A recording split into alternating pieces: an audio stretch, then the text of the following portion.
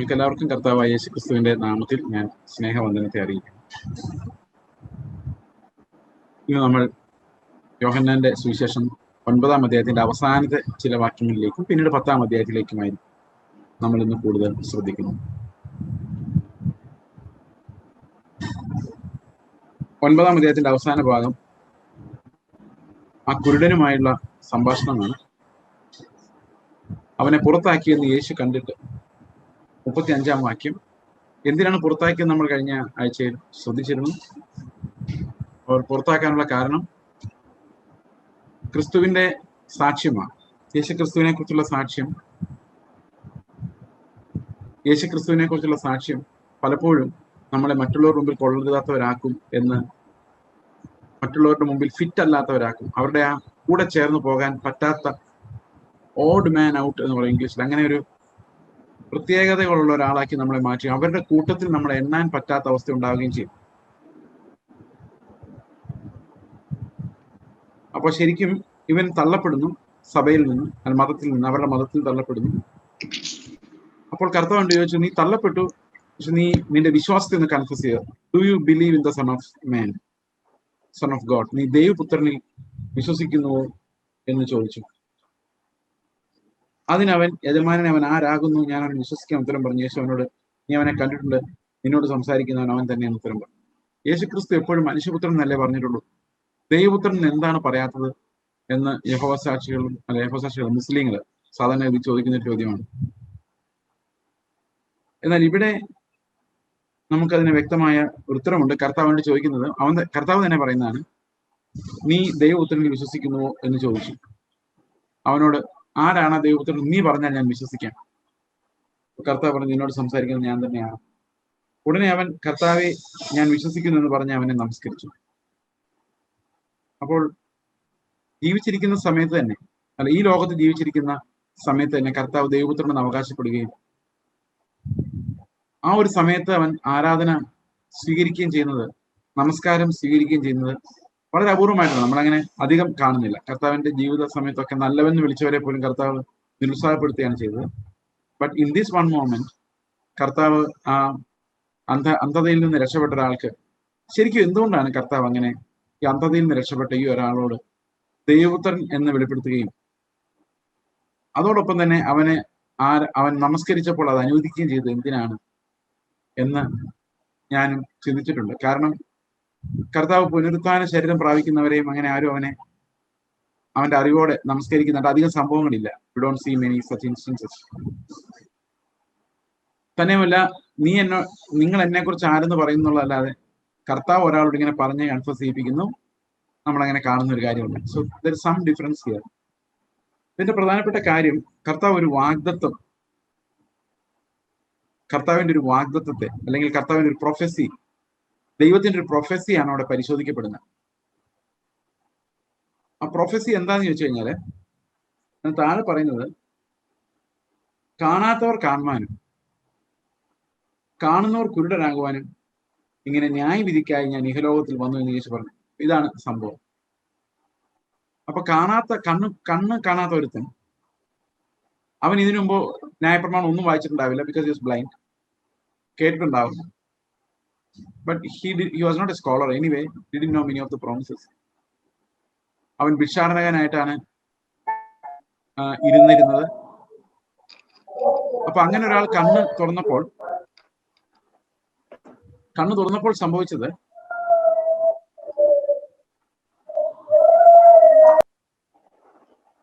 കണ്ണ്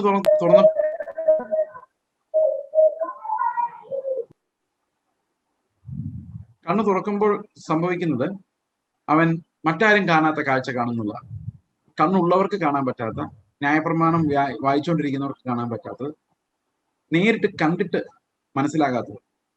അപ്പോൾ ശരിക്കും കാഴ്ച ഉണ്ടെന്ന് അഭിമാനിക്കുന്നവർക്ക് അത് കാണാൻ പറ്റാതെ വരുമ്പോൾ, കാഴ്ച ഇല്ലാതിരുന്ന ഒരുത്തിന് ദൈവം അവനെ തന്നെ വെളിപ്പെടുത്തി കൊടുക്കുന്നു, അവനിൽ ആരാധന സ്വീകരിക്കുകയും ചെയ്തെന്ന് പറയുമ്പോൾ is actually opening his inner ice.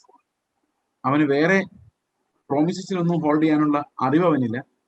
But the lord is opening his inner eyes to see who the lord is.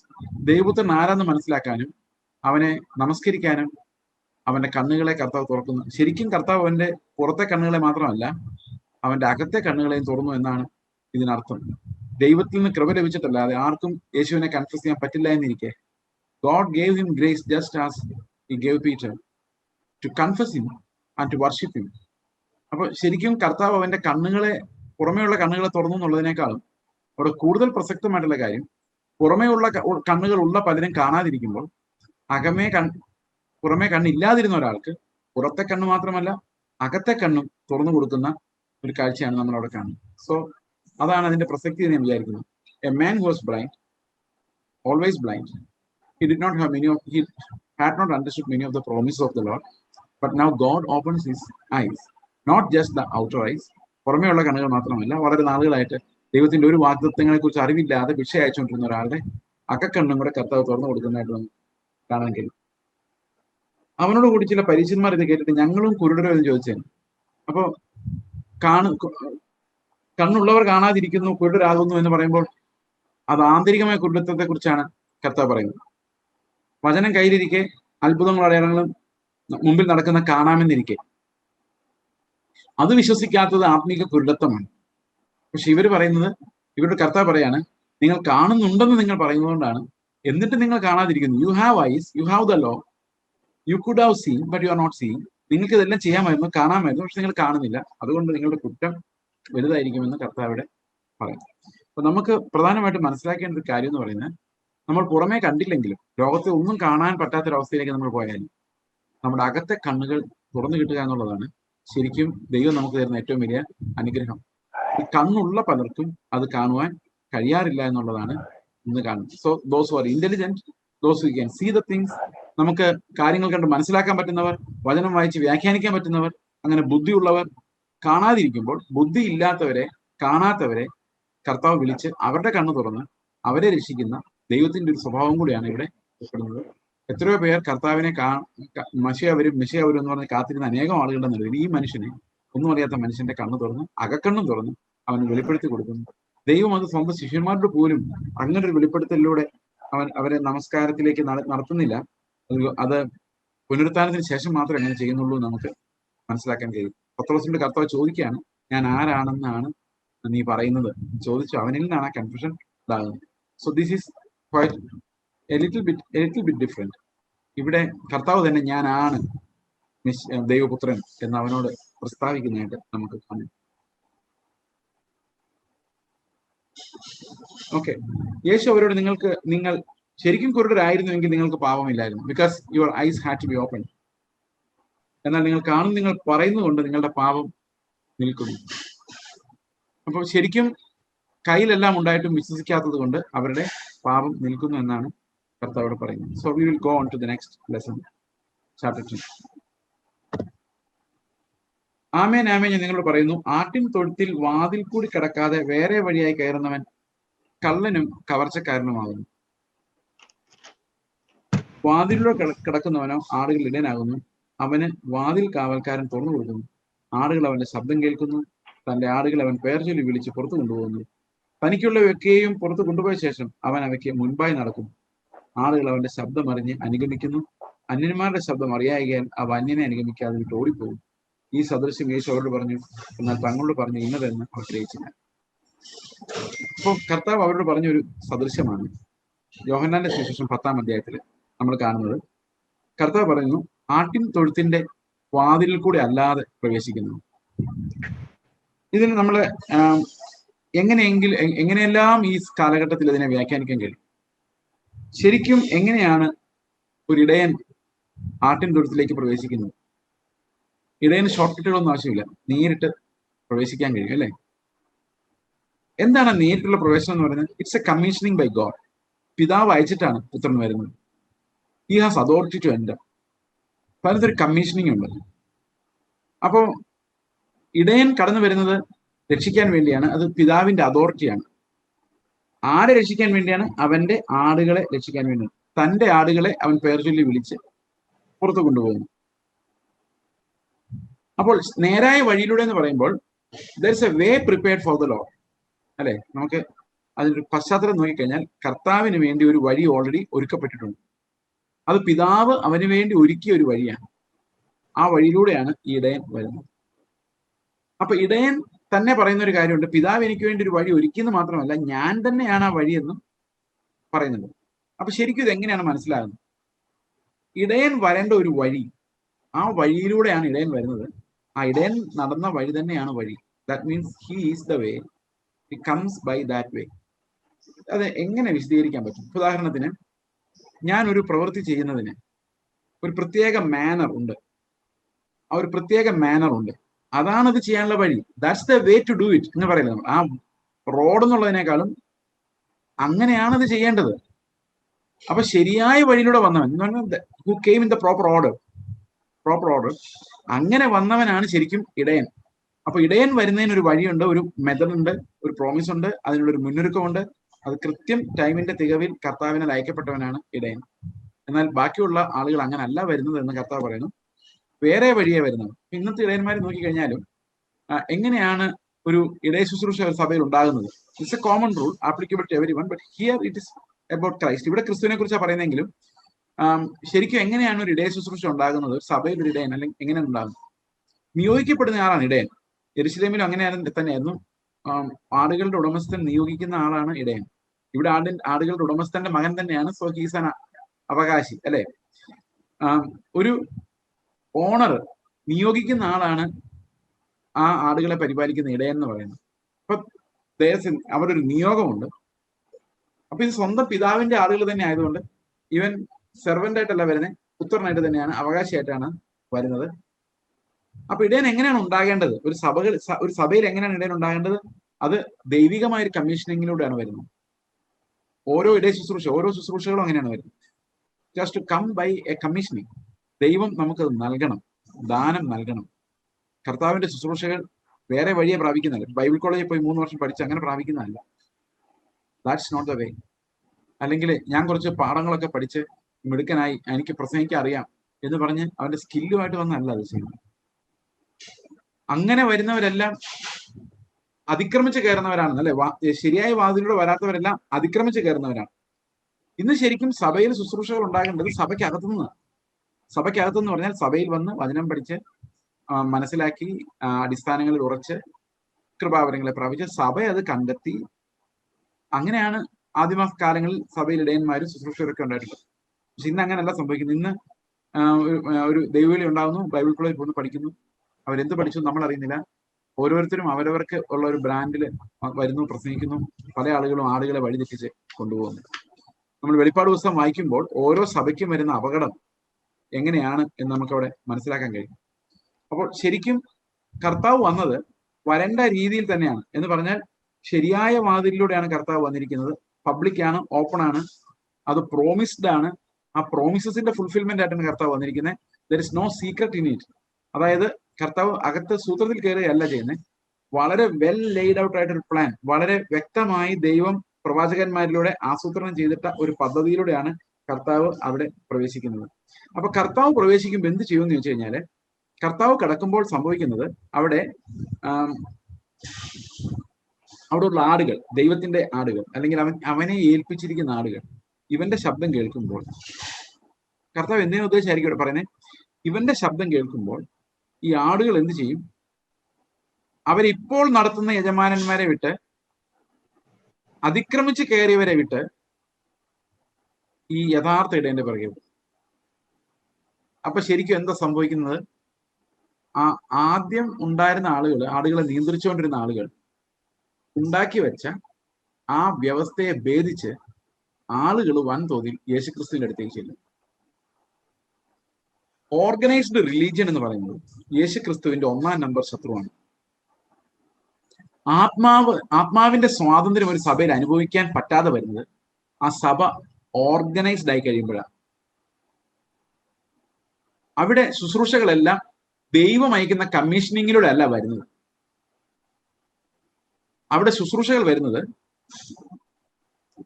മനുഷ്യന്റെ മാനുഷികമായ കാര്യങ്ങളിലാണ്. So they are not bringing Christ into the picture. അപ്പൊ എന്താ സംഭവിക്കുന്നത്? ആളുകൾ ചിതറിപ്പോവുകയാണ്. കർത്താവിനോട് ചേർക്കാത്തവൻ ജനങ്ങളെ ചിതറിച്ച് കളയാണ് ചെയ്യുന്നത്.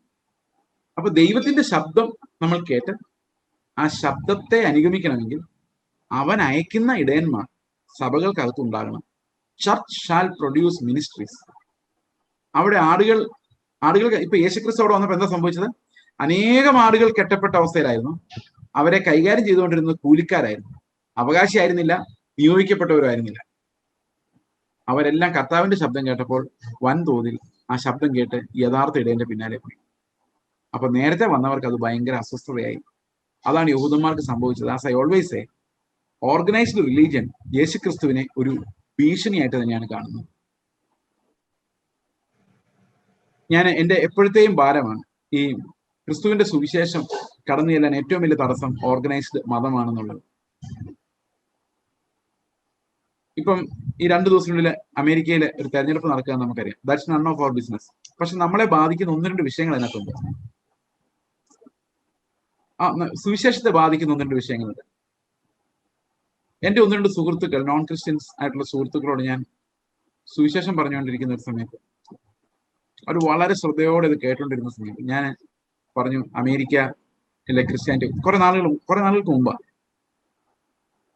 അപ്പൊ അവര് എന്നോട് തിരിച്ചു പറഞ്ഞു, അമേരിക്കയിലെ ക്രിസ്ത്യാനിറ്റി ഞങ്ങൾ കണ്ടിട്ടുണ്ട്, അത് ക്രിസ്തുവുമായി ഇപ്പോ നിങ്ങൾ പറഞ്ഞ ക്രിസ്തുവുമായിട്ടൊന്നും ഒരു ബന്ധമുള്ള കാര്യമല്ല. അത് തന്നെയുമല്ല, അത് ഞങ്ങൾക്ക് വളരെ ഒഫെൻസീവ് ആയിട്ടാണ് തോന്നുന്നത്. അതുകൊണ്ട് ക്രിസ്തുവിനെ കുറിച്ച് പറയുമ്പോൾ ക്രിസ്തുവിനെ കുറിച്ച് മാത്രം പറഞ്ഞാൽ മതി എന്നോട് പറഞ്ഞു. കുറച്ച് നാൾക്ക് മുമ്പ് നടന്ന കാര്യമാണ്. അപ്പൊ ഞാൻ ഇതിനെക്കുറിച്ച് ആലോചിച്ചപ്പോഴും എനിക്ക് മനസ്സിലായ ഒരു കാര്യം, നമ്മുടെ ഇപ്പൊ ഇന്ത്യ മഹാരാജ്യത്തിലെ നമ്മുടെ ഗവൺമെന്റ് മുഴുവൻ ക്രിസ്ത്യൻ ഗവൺമെന്റ് ആകണമെന്ന് പ്രാർത്ഥിക്കുന്ന ആൾക്കാരുണ്ട്. ക്രിസ്ത്യൻ ഗവൺമെന്റ് ആയാലും എന്ത് സംഭവിക്കുന്നറിയോ? ഇപ്പം ഇവിടുത്തെ ക്രിസ്ത്യൻ ഗവൺമെന്റ് ആയി ഇവിടെ സുവിശേഷം പറയുന്ന അപ്പം നിൽക്കും. അതിന്റെ പ്രധാനപ്പെട്ട കാര്യം എന്താണെന്ന് വെച്ച് കഴിഞ്ഞാൽ, നമ്മൾ വിചാരിക്കുന്നു നരേന്ദ്രമോദി ക്രിസ്ത്യാനി ആയി കഴിഞ്ഞാൽ, ഇത് കഴിഞ്ഞ ദിവസം ഒരാൾ പ്രവചിക്കുന്നുണ്ട് നരേന്ദ്രമോദി ക്രിസ്ത്യാനി ആവുമെന്ന് ഞാൻ കാണുന്നു എന്നൊക്കെ ഫേസ്ബുക്കിൽ കണ്ടതാണ്. ആയാലെന്താ പ്രശ്നം എന്നറിയോ? ഈ ഇടയന്മാര് കയറുന്ന നേരെ വഴിക്കായിരിക്കില്ല, രാഷ്ട്രീയ വഴിക്കായിരിക്കും. സഭ നടത്തപ്പെടുന്നത് രാഷ്ട്രീയത്തിന്റെ കൊല്യൂഷനിലായിരിക്കും. സംഭവിക്കുന്നത് മറ്റു ജാതികൾക്ക്, ഹിന്ദുക്കൾക്ക്, മുസ്ലിങ്ങൾക്ക് ഈ ഗവൺമെന്റിനോട് അമർഷം ഉണ്ടാകും. കാരണം ക്രിസ്ത്യാനികൾക്ക് വേണ്ടി ഭരിക്കുന്ന ഒരു ഗവൺമെന്റ്. അത് നമുക്ക് എളുപ്പത്തിൽ മതി. ഇപ്പൊ ശരീഅത്ത് റൂള് ഇവിടെ മുസ്ലിങ്ങൾ ഒന്ന് ശരീഅത്ത് റൂൾ നടപ്പാക്കി കഴിഞ്ഞാൽ ആ ഗവൺമെന്റിനോട് ഇവിടുത്തെ ക്രിസ്ത്യാനികളുടെ മനോഭാവം എന്തായിരിക്കും? നാച്ചുറലി ആങ്കർ ആയിരിക്കും. പിന്നെ സുവിശേഷം പറയാൻ പറ്റിയല്ലോ അവരോട്, കാരണം അവർക്ക് ഈ ഗവൺമെന്റിനോട് ആ മതത്തോട് വെറുപ്പുണ്ടാവും. അപ്പോൾ വൻതോതിൽ ഹിന്ദുക്കളെയും മുസ്ലിങ്ങളെയും നമ്മൾ ഏലിയനേറ്റ് ചെയ്യും. അവരുടെ ഭാഗത്ത് നീതി നടന്നുകൊണ്ടെന്നേ. നമ്മൾ പെർസിക്യൂട്ടഡ് ആയിരുന്നാലും നമുക്ക് സുവിശേഷം പറയാനുള്ള വഴി അടയുന്നില്ല. പക്ഷെ നമ്മൾ പെർസിക്യൂട്ടേഴ്സ് ആയി കഴിഞ്ഞാൽ നമുക്ക് ആരോട് സുവിശേഷം പറയാൻ പറ്റില്ല. കാരണം ഗവൺമെന്റ് അവർക്ക് എതിരാണ്. Christianity they identify with the government. ഒരു ഗവൺമെന്റ് പ്രോജക്റ്റ് ആയിട്ട് ക്രിസ്ത്യാനിറ്റി സ്പ്രെഡ് ചെയ്യാൻ പോയി കഴിഞ്ഞാൽ അത് അധികാരം അവരെ കീഴ്പ്പെടുത്താൻ ശ്രമിക്കുന്ന പോലെ ജനങ്ങൾക്ക് തോന്നുന്നു. അപ്പോ എപ്പോഴും ആ ഒരു ദൈവത്തിന്റെ പ്രവൃത്തി നമ്മൾ വിചാരിക്കുന്നവരല്ല നടക്കും. അതുകൊണ്ട് നരേന്ദ്രമോദി മാനസാന്തരപ്പെടാൻ വേണ്ടി നമ്മൾ ഇനി പ്രാർത്ഥിക്കണം. അതിന് പ്രത്യേക പ്രസക്തി ഒന്നുമില്ല. അത് നമ്മുടെ അയൽവക്കത്തുള്ള ഏത് ഒരു സഹോദരൻ മാനസാന്തരപ്പെടുന്നു, നരേന്ദ്രമോദി മാനസാന്തരപ്പെടുന്നു തമ്മിൽ ദൈവത്തിന് യാതൊരു വ്യത്യാസവും ഇല്ലെന്ന് മാത്രമല്ല, എന്തെങ്കിലും ഇൻഫ്ലുവൻസും പണവും ഒക്കെ ഉള്ള ആള് മാനസാന്തരപ്പെട്ടെന്ന് ഓർത്തുകൊണ്ട് ദൈവരാജ്യത്തിന് 5 പൈസയുടെ ഗുണമില്ലെന്ന് മാത്രമല്ല, ആ ഒരു ഒട്ടകം സൂചിക്കോയിലൂടെ കിടക്കുന്നതിനേക്കാളും പാടാണ്. അതുകൊണ്ട് ഈ മനുഷ്യര് പാസ്റ്റർമാർ ഇവരെ വലിച്ചകത്ത് കയറ്റുകയും ചെയ്യും. അങ്ങനെ വലിച്ചു കയറ്റുമ്പോൾ ഉള്ള സൂചിക്കോഴം കൂടെ പൊളിഞ്ഞു പോകല്ലാതെ യാതൊരു പ്രയോജനവും ഇവർ വരുന്നതുകൊണ്ട് പ്രത്യേകിച്ചില്ല. കാരണം ദൈവത്തിന് മുമ്പിൽ എല്ലാ ആത്മാവിനും ഒരേ വിലയാണ്, ഒരേ വാല്യൂ ആണ്. അത് ഏത് പാവപ്പെട്ട, ഇപ്പൊ നമ്മൾ ഇന്നാരെല്ലാം മാനസാന്തരപ്പെടണമെന്ന് അഫ്ലുവൻസ് ഉള്ള ആൾക്കാരെ കുറിച്ച് പറയുമ്പോൾ അത് ദൈവത്തിന്റെ സുവിശേഷത്തെ ഒരു അന്യവൽക്കരിക്കുന്ന ഒരു പരിപാടിയാണ്. അതുകൊണ്ട് നിങ്ങൾ ആരെങ്കിലും പ്രൈവറ്റ് ആയിട്ടെങ്കിലും അങ്ങനെ പ്രാർത്ഥിക്കുന്നുണ്ടെങ്കിൽ നിർത്തിക്കോ എന്ന് സ്നേഹബുദ്ധിയ ഒരു സഹോദരൻ എന്നുള്ള രീതിയിൽ ഞാൻ ആഹ്വാനം ചെയ്യും. There is no Holy Spirit leading there. Okay. അപ്പൊ വേറെ വഴിയെ വരുന്നത് ഒന്നും ദൈവത്തിന്റെ വഴിയിലല്ലാതെ, simple preaching of the gospel വഴി അല്ലാതെ ഇടയന്റെ ശബ്ദം കേൾക്കാൻ ഒരാടിനും പറ്റില്ല. ആ പ്രീച്ചിങ് ഓഫ് ദ ഗോസ്പൽ അല്ല വേറെ വഴിയൊന്നുമില്ല. അത് അമേരിക്കയിലായാലും ശരി, ഇന്ത്യയിലായാലും ശരിയാ. We want governments to bring people. അത് ഏത് മുസ്ലിം ആയാലും, let them come, migrants, whatever. Bomb വയ്ക്കോ, വെക്കട്ടെ, ചർച്ച ഉണ്ടല്ലോ, ചെന്ന് സുവിശേഷം പറയാം. അല്ലാതെ അവരെ നാട് കടത്തിട്ട് എന്ത് കാര്യം? We should get them. And the gospel has power to change anyone. അല്ല നമ്മൾ രാഷ്ട്രങ്ങളെ സംരക്ഷിക്കാൻ നടക്കുകയാണ്, സുവിശേഷം പറയാൻ വേണ്ടി നടക്കുക. We want everyone. We want every sinner. നമ്മുടെ ലോകത്തിലെ എല്ലാ പാപികളെയും നമുക്ക് വേണം. ആ പാപികളെ എന്തിനു വേണം? സഭയ്ക്ക് അവരുടെ സുവിശേഷം പറയണം. അവരെ ഓടിച്ച് അടിച്ചോടിക്കുകയല്ല ചെയ്യുന്നത്. ഓ, ഇത് ആകാശത്ത് നിന്ന് തീയിറങ്ങി ഇവരെല്ലാം നശിപ്പിക്കുന്നത് നിനക്ക് ഇഷ്ടമാണോ? എന്തൊരു സ്നേഹമാണ് കർത്താവിനെന്നറിയാം. Let us destroy them all. പക്ഷെ എന്താണെന്നറിയില്ല, എല്ലാ മതങ്ങളും അങ്ങനെയാണ്. they want to protect their boundaries. അവരുടെ അതിർത്തികൾ സംരക്ഷിക്കുന്നതാണ് അവർ കർത്താവിന്റെ സുവിശേഷം പറയുന്നതിനേക്കാൾ ഇഷ്ടം. ഓക്കെ, ഞാൻ ആ വിഷയം വിടുന്നു. ഞാൻ പറഞ്ഞു വന്നത്, കർത്താവിന്റെ സുവിശേഷത്തിന് ഒരു മെത്തഡ് ഉണ്ട്. കർത്താവ് ഒരാളുടെ ജീവിതത്തിൽ വരുന്നതിന് ഒരു വഴിയുണ്ട്. ആ വഴി മാത്രമേ കർത്താവിന് വരാൻ പറ്റൂ. എങ്കിൽ മാത്രമേ കർത്താവിന്റെ ശബ്ദം എന്താ ആളുകൾക്ക് കേൾക്കാനും കഴിയൂ. ഓക്കെ, അപ്പോൾ കർത്താവിന്റെ ശബ്ദം ആളുകൾ കേൾക്കണമെങ്കിൽ അത് ആ വഴിക്ക് വരണം. സുവിശേഷം പറയേണ്ട പോലെ പറയണം. നമ്മൾ പല രീതിയിൽ അകത്തോടെ കയറ്റാൻ ശ്രമിക്കില്ല. സുവിശേഷം ശ്രദ്ധിച്ചിട്ടുണ്ട് നിങ്ങൾ? സുവിശേഷം പറയുമ്പോൾ എങ്ങനെയെങ്കിലും അവന്റെ തലയിലൊന്ന് കയറ്റാൻ വേണ്ടി പല വഴികൾ പോയി. അതായത് അവനെ മയക്കിയെടുക്കാൻ വേണ്ടി. അങ്ങനെയൊന്നും സുവിശേഷം പറയാൻ പറ്റില്ല. He has to hear the correct gospel. കുറച്ച് എന്താ പറയുന്നത്, ലോകവും കലർത്തി പ്രാർത്ഥിക്കപ്പെടുത്തേ. ദൈവം പ്രാർത്ഥിച്ചില്ലെങ്കിൽ അവൻ പിന്നെ ആ വഴിക്ക് വരുമോ? നടന്നില്ലെങ്കിൽ ദൈവം എല്ലാം ഒന്നും ഒരുപോലെ ചെയ്യണം നിർബന്ധമൊന്നുമില്ല. So most of the time we first entice them by showing the world. ലോകത്തെ എന്തെങ്കിലും കാണിച്ച് ആൾക്കാരെ ആകർഷിച്ച്, അവർ പറയുന്നത് ഈ ബ്രദറെ ആദ്യമായിട്ട് സുവിശേഷം കേൾക്കുന്നവരുടെ ഇത്തിരി എന്താ വിടുതലും വീണ്ടെടുപ്പൊക്കെ പറയല്ല ചെയ്യേണ്ടത്, അത് അങ്ങ് നടക്കുക ചെയ്യേണ്ടത്. അത് ദൈവം നടത്തിക്കോളും. പക്ഷെ നമ്മുടെ സുവിശേഷം എന്ന് പറയുന്നത് ഒന്നേ ഉള്ളൂ, ഒറ്റ വഴിയുള്ളൂ. കർത്താവ് നിങ്ങൾക്കായി മരിച്ചു. നിങ്ങൾക്ക് സ്വർഗത്തിൽ പോകണം, കർത്താവ് വിശ്വസിക്കണം. നിങ്ങൾക്ക് പാപത്തിന്റെ ശിക്ഷയിൽ നിന്ന് രക്ഷപ്പെടണം, കർത്താവ് വിശ്വസിക്കണം. അല്ല തൽക്കാലം ബിസിനസ് നന്നാക്കാൻ വേണ്ടി പ്രാർത്ഥിക്കാം, പിന്നെ നമുക്ക് എപ്പോഴും സുവിശേഷം പറയാമെന്ന് വിചാരിച്ചാൽ ഈ സുവിശേഷം പഠിച്ച ഒരിക്കലും ഉണ്ടാവില്ല. അപ്പം വേറെ ഏത് വഴി വന്നു കഴിഞ്ഞാലും കർത്താവിന്റെ അടുത്ത് എത്തില്ല, അവന്റെ ശബ്ദം കേൾക്കാനും പറ്റില്ല. ഞാനാകുന്നു ആ വാതിൽ എന്ന് കർത്താവ് ഇത്തിരി കഴിയുമ്പോൾ പറയുന്നുണ്ട്. ക്രിസ്തുവിലൂടെ കിടക്കാത്ത യാതൊരു ഉപദേശവും, അവൻ എന്തായിരുന്നോ അതാണ് വാതിൽ. അതിലേ പോകാത്ത യാതൊരു ഉപദേശവും ഒരു പ്രസക്തിയും ഉള്ളതല്ല. അതുകൊണ്ട് ആർക്കും ഒരു പ്രയോജനവും ഉണ്ടാവുകയില്ല. ഓക്കെ, അപ്പോൾ ബാക്കിയുള്ളവർ എന്ത് ചെയ്യും? അന്യന്മാരുടെ ശബ്ദം കേട്ടിട്ടുള്ള ആൾക്കാര് ദൈവത്തിന്റെ ശബ്ദം കേൾക്കുമ്പോൾ അവരെല്ലാം വിട്ട് ഓടിപ്പോകും. അന്യന്മാർക്ക് ദേഷ്യം വരും. അതായത് ആളുകൾ നല്ല ഇടേന്റെ അടുത്തേക്ക് ഫ്ലോക്ക് ചെയ്യുമ്പോൾ ഇവരെ വെച്ച് പൈസ ഉണ്ടാക്കിക്കൊണ്ടിരുന്നവരെ വേദനിക്കും. അത് അന്നും ഇന്നും അങ്ങനെ തന്നെയാണ്. യേശു ക്രിസ്തു ഏറ്റവും വലിയ ഭീഷണിയായത് റോമ ഗവൺമെന്റിനല്ലെന്ന് നമുക്കറിയാം. റോമ ഗവൺമെന്റിന് ഭീഷണിയാവുന്ന രീതിയിലല്ല കർത്താവ് വന്നത്. അവന്റെ കയ്യിൽ ഒരു ആയുധം ഉണ്ടായിരുന്നില്ല. റോമ ഗവൺമെന്റിന് ഭീഷണി വരണമെങ്കിൽ അവൻ ബോംബ് ഉണ്ടാക്കി ശിഷ്യന്മാർക്ക് കൊടുക്കണമായിരുന്നു, അല്ലെങ്കിൽ ഇൻസർജൻസിനെ എൻകറേജ് ചെയ്യണമായിരുന്നു. കർത്താവ് ഒന്നും ചെയ്തില്ലല്ലോ, കർത്താവിന് ഒന്നുമില്ലായിരുന്നു. അപ്പൊ റോമ ഗവൺമെന്റിനായിരുന്നില്ല ഭീഷണി, അവിടുത്തെ കള്ളയിടയന്മാർക്കായിരുന്നു ഭീഷണി. കർത്താവിന്റെ വചനം മറച്ചു വെച്ചിട്ട് ജനങ്ങളെ അടിമകളാക്കി വെക്കാം. നമ്മുടെ രാജേഷ് ബ്രദർ ഒരിക്കൽ നമ്മുടെ ചർച്ചിൽ സംസാരിച്ചപ്പോൾ ഈ അടിമത്തം, ആത്മീക അടിമത്തത്തെ കുറിച്ച് സംസാരിച്ചത് നിങ്ങൾക്ക് ഒരുപക്ഷെ ഓർമ്മയുണ്ടാകും. അതായത് അനോയിന്റഡ് എന്ന് പറഞ്ഞ ആളുകള്, നിക്കോലേവരുടെ ഉപദേശത്തെ കുറിച്ച് കഴിഞ്ഞ നമ്മൾ സംസാരിച്ചപ്പോഴും ഈ അനോയിന്റഡ് ആളുകൾ എന്ന് പറഞ്ഞ ആൾക്കാര് അവരെ ആശ്രയിക്കുന്ന ഒരു സംഘത്തെ ഉണ്ടാക്കി വെച്ചിട്ട് അടിമത്തത്തിൽ ആളുകളെ ആക്കി വെക്കുന്ന ആ ഒരു സിസ്റ്റം മതത്തിൽ എല്ലായിടത്തും ആ സിസ്റ്റം ഉണ്ട്. You are forced to think just like your leader thinks. നിങ്ങളുടെ നേതാവ് എങ്ങനെ ചിന്തിക്കുന്നു അതുപോലെ തന്നെ നിങ്ങളും ചിന്തിക്കാൻ ഉള്ള ആ ഒരു കൺട്രോൾ. ഈ മതത്തിന്റെ എല്ലാ നേതൃത്വത്തിലിരിക്കുന്നവരുടെ ഒരു തരത്തിൽ പറഞ്ഞ കൺട്രോൾ ഫ്രീക്സ്. അവർക്ക് എല്ലാവരും നിയന്ത്രിക്കുന്നത് ഭയങ്കര ഇഷ്ടം. എല്ലാ മതങ്ങളിലും ആ ഒരു കൺട്രോൾ ആണ് അതിന്റെ ശക്തി. എന്നാൽ കർത്താവിന്റെ വിശ്വാസം അങ്ങനെ അല്ല. കൺട്രോൾ അല്ല അതിന്റെ ശക്തി. അത് ഓരോരുത്തരെയും നയിക്കുന്ന ദൈവത്തിന്റെ ആത്മാവാണ്. ഓരോരുത്തരും കർത്താവെന്ന ഇടയന്റെ ശബ്ദം കേൾക്കേണ്ടവരാണ്. അവരെല്ലാം കർത്താവിനാൽ നടത്തപ്പെടുന്നവരും ആടുകളെ, അവിടെ പറയുന്ന ആടുകൾക്ക് ഭക്ഷണം കൊടുക്കുന്ന ഒരു നല്ല ഇടയനുണ്ട്. ആ നല്ല ഇടയനിൽ നിന്ന് ഭക്ഷണം സ്വീകരിക്കുന്ന ആടുകൾക്ക് ആ ഇടയനെ മാത്രം നോക്കിയാൽ മതി. അതുകൊണ്ടാണ് ചർച്ച് എന്ന് പറയുന്നത് മൾട്ടിപ്ലിസിറ്റി ഓഫ് മിനിസ്ട്രീസ്, ഗിഫ്റ്റുകൾ. എല്ലാവരും ഒരുപോലെ ഇരിക്കരുത്, ശരിയല്ലത്. അങ്ങനെ ഇരിക്കാൻ പാടില്ല. അങ്ങനെ ഇരിക്കുകയാണെങ്കിൽ കർത്താവ് അല്ല അവിടെ വാഴുന്നെന്ന് അർത്ഥം. ഓരോ അവയവവും ഡിഫറെന്റ് ആയിരിക്കണം. ഓരോ അവയവവും ഡിഫറെന്റ് ആയിട്ട് തന്നെ ഫംഗ്ഷൻ ചെയ്യണം. പക്ഷെ നമുക്കൊരു ഫെയ്ത്തിന്റെ ബാക്ക് ബോൺ ഉണ്ട്. ആ ബാക്ക് ബോണിൽ നിന്ന് ഓരോരുത്തരെ, ഓരോ അവയവങ്ങളെയും കർത്താവ് പണിയുന്നതിനകത്ത് വ്യത്യാസം ഉണ്ടാകണം. We should see that difference. അങ്ങനെയാണെങ്കിൽ മാത്രമേ ചർച്ചിന് ക്രിസ്തുവിന്റെ ഫേസ് ഉണ്ടാവുകയുള്ളൂ. ക്രിസ്തുവിന്റെ ഒരു ഫേസ് ഉണ്ടാകണമെങ്കിൽ അവന്റെ ഓരോ അവയവങ്ങളെയും കർത്താവ് തന്നെ പണിയണം. അതുകൊണ്ടാണ് വേറെ വഴിയെ ശുശ്രൂഷകൾ ഉണ്ടാകാൻ പാടില്ല. അത് സഭയ്ക്കകത്തും തന്നെ ഉണ്ടാകണം. അത് ഓരോരോ അവയവങ്ങളായി പണിയപ്പെടണം. അങ്ങനെയെങ്കിൽ മാത്രമേ സഭയിലെ ശുശ്രൂഷകൾ കൃത്യമായിട്ട് നടക്കുകയുള്ളൂ. എനിക്ക് തോന്നുന്നു അത് മനസ്സിലായി ഞാൻ വിചാരിക്കുന്നു. ഇല്ലെങ്കിൽ പിന്നീട് ഒരു അവസരത്തിൽ നമ്മൾ കൂടുതൽ ക്ലാരിഫൈ ചെയ്യുന്നതായിരിക്കും. We cannot be stuck there. Okay, അപ്പൊ ഇതെന്താ കർത്താവ് പറഞ്ഞതെന്ന് അവർ ഗ്രഹിച്ചില്ല. നമുക്കത് ഗ്രഹിക്കാന്ന് പറയുന്നത് എളുപ്പമല്ല. കാരണം ഈ കൺട്രോൾ ഫ്രീക്സ് ആയതുകൊണ്ട് നമുക്കെല്ലാം നിയന്ത്രിക്കുന്ന ഇഷ്ടമാണ്. ഈ സാത്താൻ ആദ്യം പറ്റിച്ചത് ഒരു പണി എന്ന് പറയുന്നത്, അവനോട് പറഞ്ഞു, സിംഹാസനത്തിൽ കർത്താവ് ഇരുന്ന നീ എന്നും ഒരു അടിമയായിരിക്കും, നീ ഇറങ്ങിപ്പോയിട്ട് നീ തന്നെ അവനെ ഇറക്കിയിട്ട് നീ തന്നെ ഇരിക്കുക. അപ്പൊ കർത്താവ് പറഞ്ഞു, നീ തന്നെ ഇരിക്കാൻ ശ്രമിച്ചാൽ പിന്നെ ആത്മാവ് നിന്നോട് വാദിക്കില്ല, എന്റെ രാജ്യത്വം നീ അനുഭവിക്കില്ല. വേണ്ട, എന്റെ രാജ്യത്വം ഉണ്ടല്ലോ, പിന്നെ എന്തിനാ വേറെ ഒരാളുടെ രാജ്യത്വം? ഇവൻ ഇൻഡിപെൻഡന്റ് ആയി. ആ ഇൻഡിപെൻഡന്റ് ആയ മനുഷ്യൻ ആധുനിക മനുഷ്യൻ. ഈ ആധുനിക മനുഷ്യന്റെ പ്രത്യേകതയാണ്, അവന്റെ സിംഹാസനത്തിൽ ഇരുന്നാ പോരാ, അവൻ എല്ലാവരുടെയും സിംഹാസനത്തിൽ ഇരും.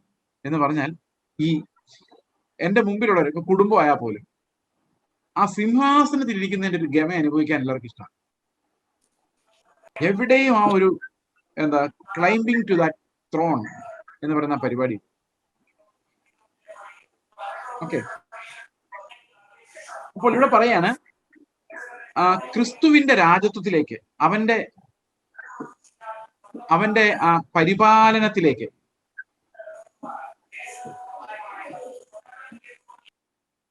ഓക്കെ, ഈ ബ്ലെസ്സഡ് മീറ്റിംഗ് എന്ന് പേരുള്ള ഒരു പാർട്ടിസിപ്പന്റ് ഉണ്ട്, പേരറിയില്ല, ഇടയ്ക്കിടയ്ക്ക് അൺമ്യൂട്ട് ആയി പോകുന്നുണ്ട് കേട്ടോ, അതൊന്ന് ശ്രദ്ധിക്കണം ഇനിമേലില്.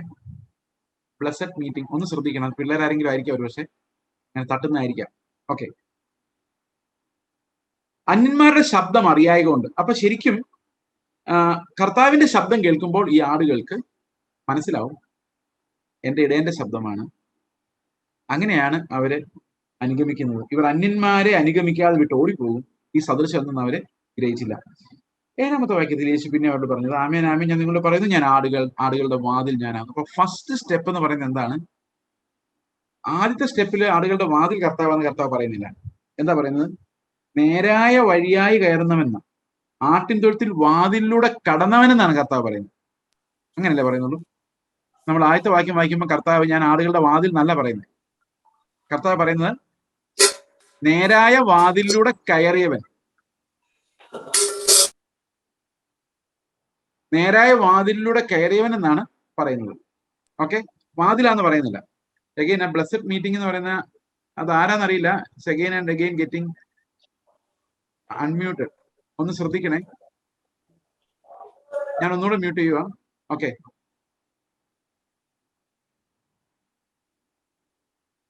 അപ്പൊ ആദ്യം കർത്താവ് പറയുന്നത് ഞാൻ വാതിലാന്നല്ല, ശരിയായ വാതിലൂടെ കടന്നവനെന്നാണ്. So everything was proper. His arrival was at the right time. Correct സമയത്തായിരുന്നു, പ്രൊഫസ് അനുസരിച്ചായിരുന്നു, ദൈവത്തിന്റെ കമ്മീഷനിങ് ഉണ്ടായിരുന്നു, ദൈവത്തിന്റെ അധികാരം ഉണ്ടായിരുന്നു, സാക്ഷ്യം ഉണ്ടായിരുന്നു. ഇടയൻ തന്നെയാണ് വന്നത്, ഓണർ തന്നെയാണ് ഇറങ്ങി വന്നത്. അപ്പോൾ ആ വഴി കറക്റ്റ് ആയിരുന്നു. അവൻ ശരിയായ വഴിയെ തന്നെ പ്രവേശിച്ചവനാണ്. അപ്പോൾ എല്ലാ പ്രവചനവും ഒത്തിരുന്നു. ഇപ്പൊ നമ്മുടെ കൂട്ടത്തിൽ ഞാൻ പറഞ്ഞ പോലെ ആ ഒരു ശരിയായ വഴി, കർത്താവ് വെച്ചിരിക്കുന്ന ഒരു വഴിയുണ്ട്. എനിക്ക് വളരെ വേദനയോടെ ഞാൻ ഇപ്പൊ കഴിഞ്ഞ കാര്യമാണെങ്കിൽ ഒന്നുകൂടെ പറഞ്ഞു. ഞാൻ ബൈബിൾ കോളേജ് പഠിച്ച കാലഘട്ടത്തിൽ ഞാൻ തികഞ്ഞ ആളാന്നുള്ള രീതിയിലൊന്നുമല്ല. I had my own so many troubles and trials and even sins from which I could not recover. കാരണം എനിക്ക് ആത്മാവിന്റെ ആ ഒരു കർത്താവിനെ അനുസരിക്കണം എന്നുള്ള ഭയങ്കര നിർബന്ധം ഉണ്ടായിരുന്നെങ്കിലും most of the time I was A prisoner of my own prejudice. എനിക്ക് ആൾക്കാരെ കുറിച്ചുള്ള വ്യൂ പോയിന്റ്, അതുപോലെ എന്നെ കുറിച്ചുള്ള വ്യൂ പോയിന്റ്, എന്റെ ഒരു ലൈഫ് എന്ന് പറയുന്നത് there was no devotion.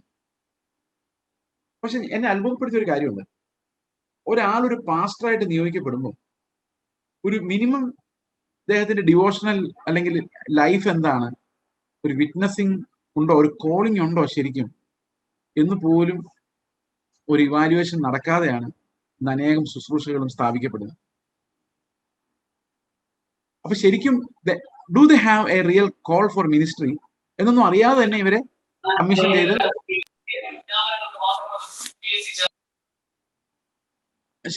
Commission ചെയ്ത് ഇങ്ങനെ വിടുന്നതാണ് നമ്മൾ കാണുന്നത്. അപ്പൊ ശരിയായ വാതിലൂടെ കടക്കാത്ത അനേകരുണ്ട്. ഞാൻ ഒരു എക്സാമ്പിൾ പറയാം.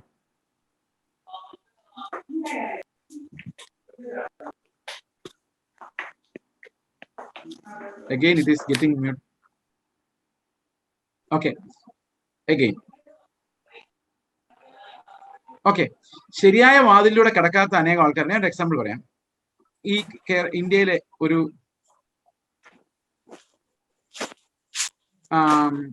പ്രധാനപ്പെട്ട സഭയിലെ ഒരു സെൻട്രൽ പാസ്റ്റർ, ഏതാന്ന് പറയുന്നില്ല, കുഴപ്പമൊന്നുമില്ല, പറഞ്ഞാലും കുഴപ്പമൊന്നുമില്ല. പക്ഷെ എന്തിനാ വെറുതെ? അദ്ദേഹം യേശുക്രിസ്തു ദൈവമാണെന്ന് പോലും ശരിക്കും വിശ്വസിക്കുന്നില്ല. ബൈബിള് പൂർണ്ണമായി സത്യമാണെന്ന് പുള്ളിക്ക് വിശ്വാസമില്ല. അങ്ങനെയുള്ള സെൻട്രൽ പാസ്റ്റർമാരുണ്ട്. പക്ഷെ ഒരു പുൾപിറ്റിൽ നിന്ന് പറയുമ്പോൾ ഭയങ്കര ശക്തിയോടെ അധികാരത്തോടെ ശാസിക്കുകയൊക്കെ ചെയ്യും. But they don't have a real faith. ഒന്നും രണ്ടും അല്ല ഇങ്ങനെയുള്ളത്. കർത്താവ് രണ്ടാമത് വരുമോന്ന് സംശയമുള്ള അനേകം ആൾക്കാരെ ഞാൻ കണ്ടിട്ടുണ്ട്. They are in the ministry. അപ്പൊ ശരിയായ വാതിലൂടെ അല്ലാതെ അനേകർ കിടക്കുന്നുണ്ട്. അതുകൊണ്ട് ഞാൻ വിശ്വസിക്കുന്നത്, ഒരാൾ ശുശ്രൂഷയ്ക്ക് നിയോഗിക്കപ്പെടുമ്പോൾ ഒരു സഭ, ബൈബിൾ കോളേജ് അല്ല, ഒരു സഭ അയാളെ ഇവാലുവേറ്റ് ചെയ്യേണ്ടതായിട്ടുണ്ട്. അയാളുടെ ഫെയ്ത്ത് എന്താണെന്ന് അവിടുത്തെ മൂപ്പന്മാർ പരിശോധിക്കേണ്ടതുണ്ട്. മോറൽ സ്റ്റാൻഡ് എന്താണ്, വിറ്റ്നസ് ഉള്ള ആളാണോ എന്ന് ആ സഭ പരിശോധിക്കണം. അപ്പൊ ഓരോ ആളുകളും ശരിയായ വാതിലൂടെ വന്നില്ലെങ്കിൽ ഇടയന്റെ ശബ്ദം ആ ആളുകൾ കേൾക്കില്ല. നിങ്ങൾ സഭകളിൽ ശുശ്രൂഷയ്ക്കിരിക്കുന്നവർ ക്രിസ്തുവിന്റെ ശബ്ദം നിങ്ങൾക്ക് തരുന്നില്ലെങ്കിൽ നിങ്ങൾ എങ്ങനെയാണ് ഇടയന്റെ ശബ്ദം കേൾക്കുക? അപ്പോൾ കർത്താവിന്റെ ശബ്ദം നമ്മൾ കേൾക്കുന്നില്ലെങ്കിൽ, listening to the voice of the wise, ബുദ്ധിയുള്ളവരുടെ ശബ്ദം, കരിസ്മയുള്ളവരുടെ ശബ്ദം, സ്നേഹമുള്ളവരുടെ ശബ്ദം, ഇതൊന്നും ക്രിസ്തുവിന്റെ ശബ്ദമാകണമെന്ന് നിർബന്ധമില്ല.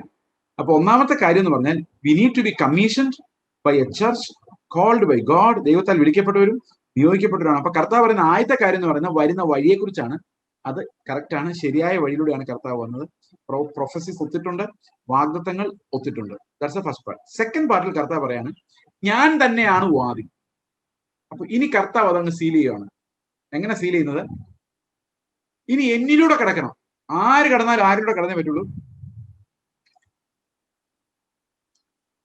എന്നിലൂടെ കിടക്കുന്നവനാണ് ഇനി രക്ഷപ്പെടുള്ളൂ. കാരണം കർത്താവ് ശരിക്കുള്ള വഴിയാണ് വന്നത്. ഇനിയിപ്പം കർത്താവ് തന്നെ ആ വാതിലായി മാറുകയാണ്. ഇനി യേശുവിലൂടെ അല്ലാതെ ആർക്കും അങ്ങോട്ടും ഇങ്ങോട്ടും കിടക്കാൻ പറ്റും. അങ്ങനെയാണ് കർത്താവ് നല്ല കറക്റ്റ് വഴിയെ വന്നു. യോഹന്നാനാണ് അവന് വഴി ഒരുക്കിയത്, അല്ലേ? യോഹന്നാൻ മാത്രമല്ല, യോഹന്നാൻ റെപ്രസെന്റ്സ് ദ ഓൾഡ് ടെസ്റ്റ്മെന്റ്. ന്യായപ്രമാണം കർത്താവിന് വഴി ഒരുക്കാൻ വേണ്ടി ഉള്ളതായിരുന്നു. കർത്താവിന് വഴി ഒരുക്കി, കർത്താവ് വന്നു. യോഹന്നാനെയാണ് നമ്മൾ അതിന്റെ ഏറ്റവും അവസാനത്തെ എൻഡിൽ, ആ ചങ്ങലയുടെ അവസാനത്തെ എൻഡിൽ കാണുന്നത്. കർത്താവിനെ കൈപിടിച്ച് കയറ്റുന്ന ആ ഒരു എൻഡിൽ കാണുന്ന യോഹന്നാനാണേ ഉള്ളൂ. He represents the whole of saints who came before him. Okay, അപ്പോൾ യേശു വന്നത് കറക്റ്റ് വഴിയിലാണ്. ഇനി അടുത്ത കാര്യം കർത്താവ് പറയാണ്, വൺസ് ഹി റിവീൽഡ് ഹിംസെൽഫ്, ഇനി അവനാണ് വഴി. There is no other way. വേറൊരു വഴിയില്ല. അപ്പൊ ഇനി ഒരു ക്വാളിഫിക്കേഷൻ എന്ന് പറഞ്ഞാൽ അവൻ ക്രിസ്തുവിലൂടെ കിടക്കണം എന്നുള്ളതാണ്. വാതിലിലൂടെ കിടക്കണം. വാതിലിലൂടെ കിടക്കുന്നവൻ മാത്രമേ രക്ഷപ്പെടുള്ളൂ. വാതിൽ എന്ന് പറഞ്ഞാൽ എങ്ങോട്ടാണ് കിടക്കുന്നത്? ക്രിസ്തുവിലൂടെ മാത്രമേ കിടക്കാൻ സാധിക്കുള്ളൂ. വേറൊരു വഴിയുമില്ല, വേറൊരു വാതിലുമില്ല. അകത്തോട്ടോ പുറത്തോട്ടോ പോകാൻ ക്രിസ്തു അല്ലാതെ വേറൊരു വാതിലുമില്ല എന്ന് പറഞ്ഞു കഴിഞ്ഞാൽ ഇതാണ്. വേറൊരു ഡോറും നമുക്ക് ഓപ്പൺ ആവാൻ പാടില്ല. വേറൊരു ഡോറിലൂടെയും നമ്മൾ പോകാൻ പാടില്ല. യേശു പിന്നെയും അവരോട് പറഞ്ഞത്, ആമേൻ ആമേൻ ഞാൻ നിങ്ങളോട് പറയുന്നു, ആടുകളുടെ വാതിൽ ഞാനാകും. എനിക്ക് മുൻപേ വന്നവരൊക്കെയും കള്ളന്മാരും കവർച്ചക്കാരുമാണ്. അപ്പൊ കർത്താവ് ഒരു ഒറ്റ തട്ട് തട്ടുന്ന എങ്ങനെ? എനിക്ക് മുമ്പേ വന്നവരെല്ലാം കള്ളന്മാരും കവർച്ചക്കാരുമായിരുന്നു.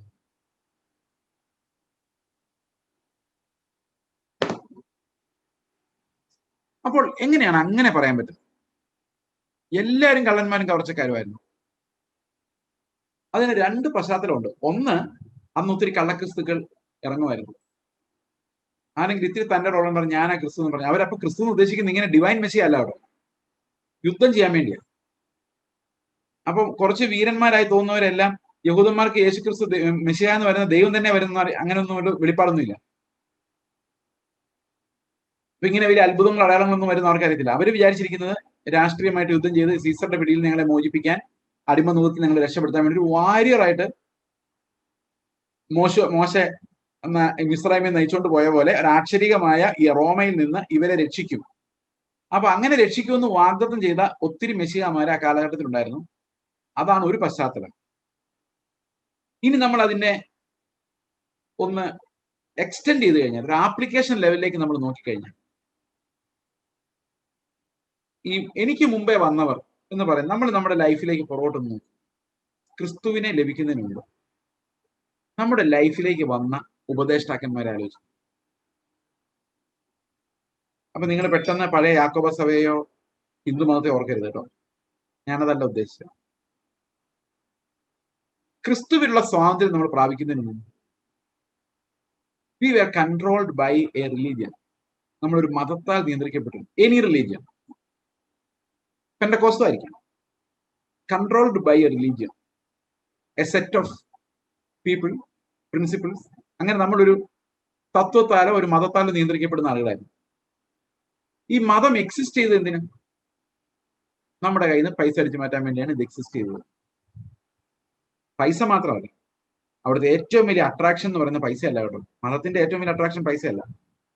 ആളുകളെ മൊബിലൈസ് ചെയ്യാനും അവരെ കീഴ്പ്പെടുത്തി വെക്കാനുമുള്ള ആ ഒരു ടൂളായിട്ടാണ് സഭ, മതം എന്നും വർക്ക് ചെയ്യുന്നത്. ഇപ്പം ഹിന്ദുക്കൾ പറയുന്ന ഒരു പ്രധാനപ്പെട്ട കാര്യമുണ്ട്. മുസ്ലിങ്ങൾക്ക് നല്ല ശക്തമായ ഒരു ഓർഗനൈസേഷൻ ഉണ്ട് ഇന്ത്യയിലൊക്കെ. ക്രിസ്ത്യാനികൾക്കും അങ്ങനെ ഓർഗനൈസ്ഡ് ആണ്. എന്നാൽ ഹിന്ദുക്കൾക്ക് അങ്ങനെ ഒരു ഓർഗനൈസേഷൻ ഇല്ല. പല പല പല പല വിഭാഗങ്ങളായിട്ടാണ് അവർ കിടക്കുന്നത്. അത് മാത്രമല്ല, ദൈവത്തിൽ വിശ്വാസം ഇല്ലാത്തവനും ഹിന്ദു ആയിട്ടിരിക്കാം. കാരണം ഹിന്ദു എന്ന് പറയുന്നത് ഒരു മതമല്ല ശരിക്കും. ഇപ്പം ഉദാഹരണത്തിന്, ഞാൻ ഹിന്ദു കുടുംബത്തിൽ ജനിച്ച ആളാണ്, ദൈവത്തിൽ വിശ്വാസമില്ല, still I M A Hindu. എനിക്ക് പ്രത്യേകിച്ച് അമ്പലത്തിൽ പോകണമെന്നൊന്നും ഒരു നിയമമില്ല, ഇന്ന ചടങ്ങുകൾ നടത്തണമെന്നില്ല. പക്കാ നിരീശ്വരവാദിയായിരിക്കാം, സ്റ്റിൽ ഐ ഹിന്ദു. അപ്പൊ അവരിപ്പോ പറയുന്നത് എന്താണെന്ന് വെച്ച് കഴിഞ്ഞാൽ, നമ്മൾ ഇങ്ങനെ ഇരുന്ന് കഴിഞ്ഞാൽ നമ്മളെ മറ്റുള്ളവർ കൊണ്ടുപോകും. അതുകൊണ്ട് നമ്മളും ഒരു മതമായി മാറണം. അതാണ് ഹിന്ദുത്വ എന്ന് പറയുന്ന സാധനം is trying to make a religion out of a culture. അതാണ് അവർ ചെയ്യുന്നത്. അപ്പൊ അതിന്റെ മാതൃക എന്ന് പറഞ്ഞാൽ ഈ ക്രിസ്തു മതവും, ക്രിസ്തു അല്ല കേട്ടോ, ക്രിസ്തു മതവും ഇസ്ലാം മതവും ഒക്കെ പോലെ പ്രതികരിക്കുന്ന, ഓർഗനൈസ്ഡ് ആകുന്ന, വേണമെങ്കിൽ ഞങ്ങൾ ആരുണ്ടാവാൻ ചോദിക്കാൻ പറ്റിയ ഒരു ഗ്രൂപ്പ് ഉണ്ടാകണം, എങ്കിലേ നമുക്ക് രക്ഷയുള്ളൂ എന്നാണ് അവരിപ്പോ വിശ്വസിക്കുന്നത്. അപ്പൊ ഇതാണ് ശരിക്കും ഇന്ത്യയിലെ ഒരു സ്ഥിതി എന്ന് പറയുന്നത്. Every one is getting to become a part of an organised system for security. ഇപ്പൊ കേരളത്തിൽ പലപ്പോഴും ഇൻഡിപെൻഡന്റ് ചർച്ചകൾ ഒത്തിരി ഉണ്ടാകാറുണ്ട്. ഇപ്പൊ ഇൻഡിപെൻഡന്റ് ചർച്ചകൾ പറയുന്നത് വെച്ചാൽ നമുക്ക് എല്ലാം കൂടെ ഒന്നിച്ചു നിന്നില്ലെങ്കിൽ നമുക്കൊരു അത്യാവശ്യം വരുമ്പോൾ ചോദിക്കാൻ ആരുണ്ട്. ഇത് കേട്ടിട്ടുണ്ടോ? അതുകൊണ്ട് നമുക്കൊരു ഇൻഡിപെൻഡന്റ് സംഘടനകളുടെ ഒരു ഓർഗനൈസേഷൻ, എന്താ ഒരു ഐഡിയ എന്നുള്ളത്. ഞാൻ ഇൻഡിപെൻഡന്റ്, നീ ഇൻഡിപെൻഡന്റ്, നമുക്ക് എല്ലാവർക്കും കൂടെ ഒരു സംഘടന ഉണ്ടാക്കും. അപ്പൊ അത് ഇൻഡിപെൻഡന്റ് ആയോ? ഇല്ല, അതും പോയി, ഇൻഡിപെൻഡൻസ് പോയി. അപ്പൊ ഇൻഡിപെൻഡന്റ് സഭകൾക്ക് ഒരു ഓർഗനൈസേഷൻ, അവർക്ക് കുറെ റൂൾസ്. എന്താ എന്റെ കാര്യം? ഇതെല്ലാം മനുഷ്യരെ മൊബിലൈസ് ചെയ്യാനുള്ള. എന്നോട് ഒരാൾ ചോദിച്ചിട്ടുണ്ട്, ACA എന്നാണോ സംഘടനയുടെ പേര്? എനിക്കറിയാൻ വേണ്ട, എനിക്ക് സത്യമായിട്ട് അറിയത്തില്ല. ഉണ്ടോ അങ്ങനെ ഒരു സാധനം? അറിയത്തില്ല. I am not party to any of these. അറിയില്ല കേട്ടോ സാർ, തീർച്ചയായിട്ടും അറിയില്ല. അപ്പൊ ഇത് നോക്കിയാൽ തന്നെ തെറ്റുണ്ടോ? തെറ്റില്ല. പക്ഷെ എന്താ സംഭവിക്കുന്നത് വെച്ച് കഴിഞ്ഞാൽ, ഇതെല്ലാം നമ്മളെ നയിക്കുന്നത് ഈ ഒരു മതത്തിന്റെ പ്രയോജനങ്ങളിലേക്കാണ്. ഒരു പാസ്റ്റർ, ഇപ്പൊ ഞാൻ നിങ്ങളോട് 10% സുവിശേഷം പറയുന്നത് വിചാരിച്ചു. 10% സുവിശേഷം. ഈ 10% സുവിശേഷം എന്ന് പറഞ്ഞ് നിങ്ങൾക്ക് എന്ത് കിട്ടിയാലും അതിന്റെ ദശാംശം കൃത്യമായിട്ട് ദൈവത്തിന്. അയ്യോ, ഞാൻ പറഞ്ഞല്ല, ഞാൻ 10% സുവിശേഷം പറഞ്ഞാൽ ഇത് സംഭവിക്കുമെന്ന് പറയുന്നു.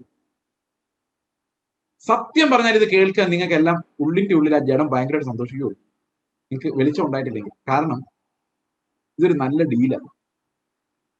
10% ആ പാസ്റ്റിന് കൊടുത്തു കഴിഞ്ഞാൽ ആ ഒരു പ്രവൃത്തി കൊണ്ട് തന്നെ എന്റെ ഒത്തിരി പാവങ്ങൾ പറഞ്ഞോളൂ. പിന്നെ പാസ്റ്ററുമായിട്ട് ഒരു നല്ല സീറ്റിങ്ങിൽ വരും. അത് തന്നെയുമല്ല, എനിക്കിത് 1000 മടക്കി കിട്ടുകയും ചെയ്യും. പാസ്റ്ററിന് ലാഭം. കാരണം പുള്ളിക്ക് 10 പേര് 100 വെച്ച് തരുമ്പോൾ പുള്ളിക്ക് 1000 ആയിക്കോളും. എനിക്ക് ലാഭം, ഞാൻ 100 ഇടുമ്പോൾ 10 ഇരട്ടിയെങ്കിലും, 100 ഇരട്ടിയെ കർത്താവ് പറഞ്ഞേക്കുന്നത്, അത്രയൊന്നും കിട്ടി കാണുന്നില്ല, എന്നാൽ 10 ഇരട്ടിയെങ്കിലും തിരിച്ചു കിട്ടുന്നുള്ളതുകൊണ്ട് എനിക്കും 1000 കിട്ടും. അപ്പൊ എല്ലാവർക്കും ആകെ മൊത്തം ലാഭം. ഇത് ആർക്കാ നഷ്ടം? ഈ പൈസ എന്ന് പറയുന്നത് എവിടെന്നെങ്കിലും ഒരു ഒഴുകിയാലല്ലേ വേറൊരു സ്ഥലത്തേക്ക് ചെല്ലുള്ളൂ. അപ്പൊ നമ്മൾ പ്രാർത്ഥിക്കുമ്പോൾ പാസ്റ്ററിന് ലാഭം, പ്രാർത്ഥിക്കുന്നവന് 10% കൊടുക്കുമ്പോൾ 100 തരുന്ന ദൈവത്താൽ ഇവനും ലാഭം. ആർക്കായിരിക്കും? ആരുടെ കയ്യിൽ നിന്നായിരിക്കും പൈസ ഒഴുകി പോന്നിട്ടുള്ളത്? അത് ഏതെങ്കിലും പാവപ്പെട്ടവന്റെ കയ്യിൽ നിന്നായിരിക്കും. അവന് മാത്രം നഷ്ടം. അപ്പൊ ഇത് ശരിക്കും ചൂഷണമാണ്. അതായത് മതം നടത്തുന്ന ചൂഷണം. അപ്പൊ കർത്താവ് പറയാണ്, ഇതുവരെ വന്നവരെല്ലാം, മതത്തിന്റെ എല്ലാ വ്യവസ്ഥകളും ചൂഷണമാണ്. ഏത് മതവും മനുഷ്യരെ ചൂഷണം ചെയ്യുകയുള്ളൂ. അവരൊരിക്കലും സത്യത്തിലേക്ക് നയിക്കില്ലെന്ന് മാത്രമല്ല, they will extract even the last drop of blood from us. അങ്ങനെയാണ് ഇന്ന് വരെ നടന്നിട്ടുള്ളത്. ഒരു മതവും മനുഷ്യനെ സഹായിച്ചിട്ടില്ല. അവിടെയാണ് കർത്താവ് വന്നിട്ട് മതങ്ങളെ തകർത്ത് കളയുന്നത്. മുമ്പേ വന്ന സകലതും എന്ന്, നമ്മുടെ ജീവിതത്തിൽ മുമ്പേ വന്ന ആലോചിക്കുക, സകലതും അടിമത്തത്തിലേക്ക് നയിച്ചു. അതുകൊണ്ട് കർത്താവ് ക്രൂശിൽ മരിക്കുമ്പോൾ ആ തിരശീല മുകൾ തൊട്ട് താഴെ വരെ കീറി പോകുമ്പോൾ ശരിക്കും ലോകത്തിലുള്ള എല്ലാ മതങ്ങളുമാണ് ക്ലോസ് ആയി പോയത്. കർത്താവ് പറയാണ്, മനുഷ്യരുയർത്തിയ മറവുകളെ ഞാൻ നീക്കം ചെയ്യുന്നു. There is nothing to separate between God and man. ഇനി മതം വേണ്ട. ഇനി നിങ്ങൾ നേരെ പിതാവിന്റെ അടുത്തേക്ക് പുത്രൻ വഴി പ്രവേശിച്ചാൽ മതി. No need of any mediator, any mediating system. ഇടിവിൽ നിൽക്കുന്ന ഒരു സിസ്റ്റം വേണ്ട. ഏതു മനുഷ്യനും ഏത് സമയത്തും പിതാവിന്റെ അടുത്തേക്ക് പുത്രൻ വഴി പ്രവേശനം. അപ്പൊ എന്ത് സംഭവിച്ചു? മതം പൊളിഞ്ഞു. പാസ്റ്റർമാരുടെ മതവും പൊളിഞ്ഞു, അച്ഛന്മാരുടെ മതവും പൊളിഞ്ഞു, പൂജാരിമാരുടെ മതവും പൊളിഞ്ഞു. കാരണം വി ഡോണ്ട് നീഡ് ദം. എന്തിനു വേണ്ട? ഈ ക്രിസ്തുവിനെ കാണാൻ വേണ്ട, ദൈവത്തിന്റെ അടുത്ത് എല്ലാം വേണ്ടി വേണം. പിന്നെ എന്തിനു വേണം? അത് ആത്മീക വളർച്ചയ്ക്ക് അങ്ങോട്ടും ഇങ്ങോട്ടുമുള്ള കൂട്ടായ്മയ്ക്കും നമുക്ക് വിശ്വാസത്തിൽ സ്ഥിരപ്പെടുത്താനുള്ള ശുശ്രൂഷകൾക്കും വേണം. But not as a mediator. Religion is gone. Religion എന്ന് പറയുന്നത് സർവശക്തനായ ദൈവമായിട്ട് നിനക്ക് പെട്ടെന്ന് പോയി ഇടപെടാൻ പറ്റില്ല. കാരണം നിങ്ങൾ ജോലി ചെയ്ത് ജീവിക്കുന്നവരല്ലേ, അല്ലെ? അപ്പൊ ജോലി ചെയ്ത് ജീവിക്കുന്നവർക്ക് ഒത്തിരി കൺസേൺസ്, 100,000 കൺസേൺസ് ഉണ്ട്. അതുകൊണ്ട് ദൈവത്തിന്റെ അടുത്ത് ഇരുന്ന് പ്രാർത്ഥിക്കാനും, ഇതൊക്കെ നിങ്ങൾ കേട്ടിട്ടുണ്ടാവും ചിലപ്പോൾ, പ്രാർത്ഥിക്കാനും അത്രയും പറ്റിയല്ല. അതുകൊണ്ട് അതിനുവേണ്ടി കുറെ ആൾക്കാരെ ഇരുത്തുക, സ്പെഷ്യലായിട്ട് പ്രാർത്ഥിക്കുന്ന കുറെ ആൾക്കാരെ ഇരുത്തുക. നിങ്ങൾ അവർക്ക്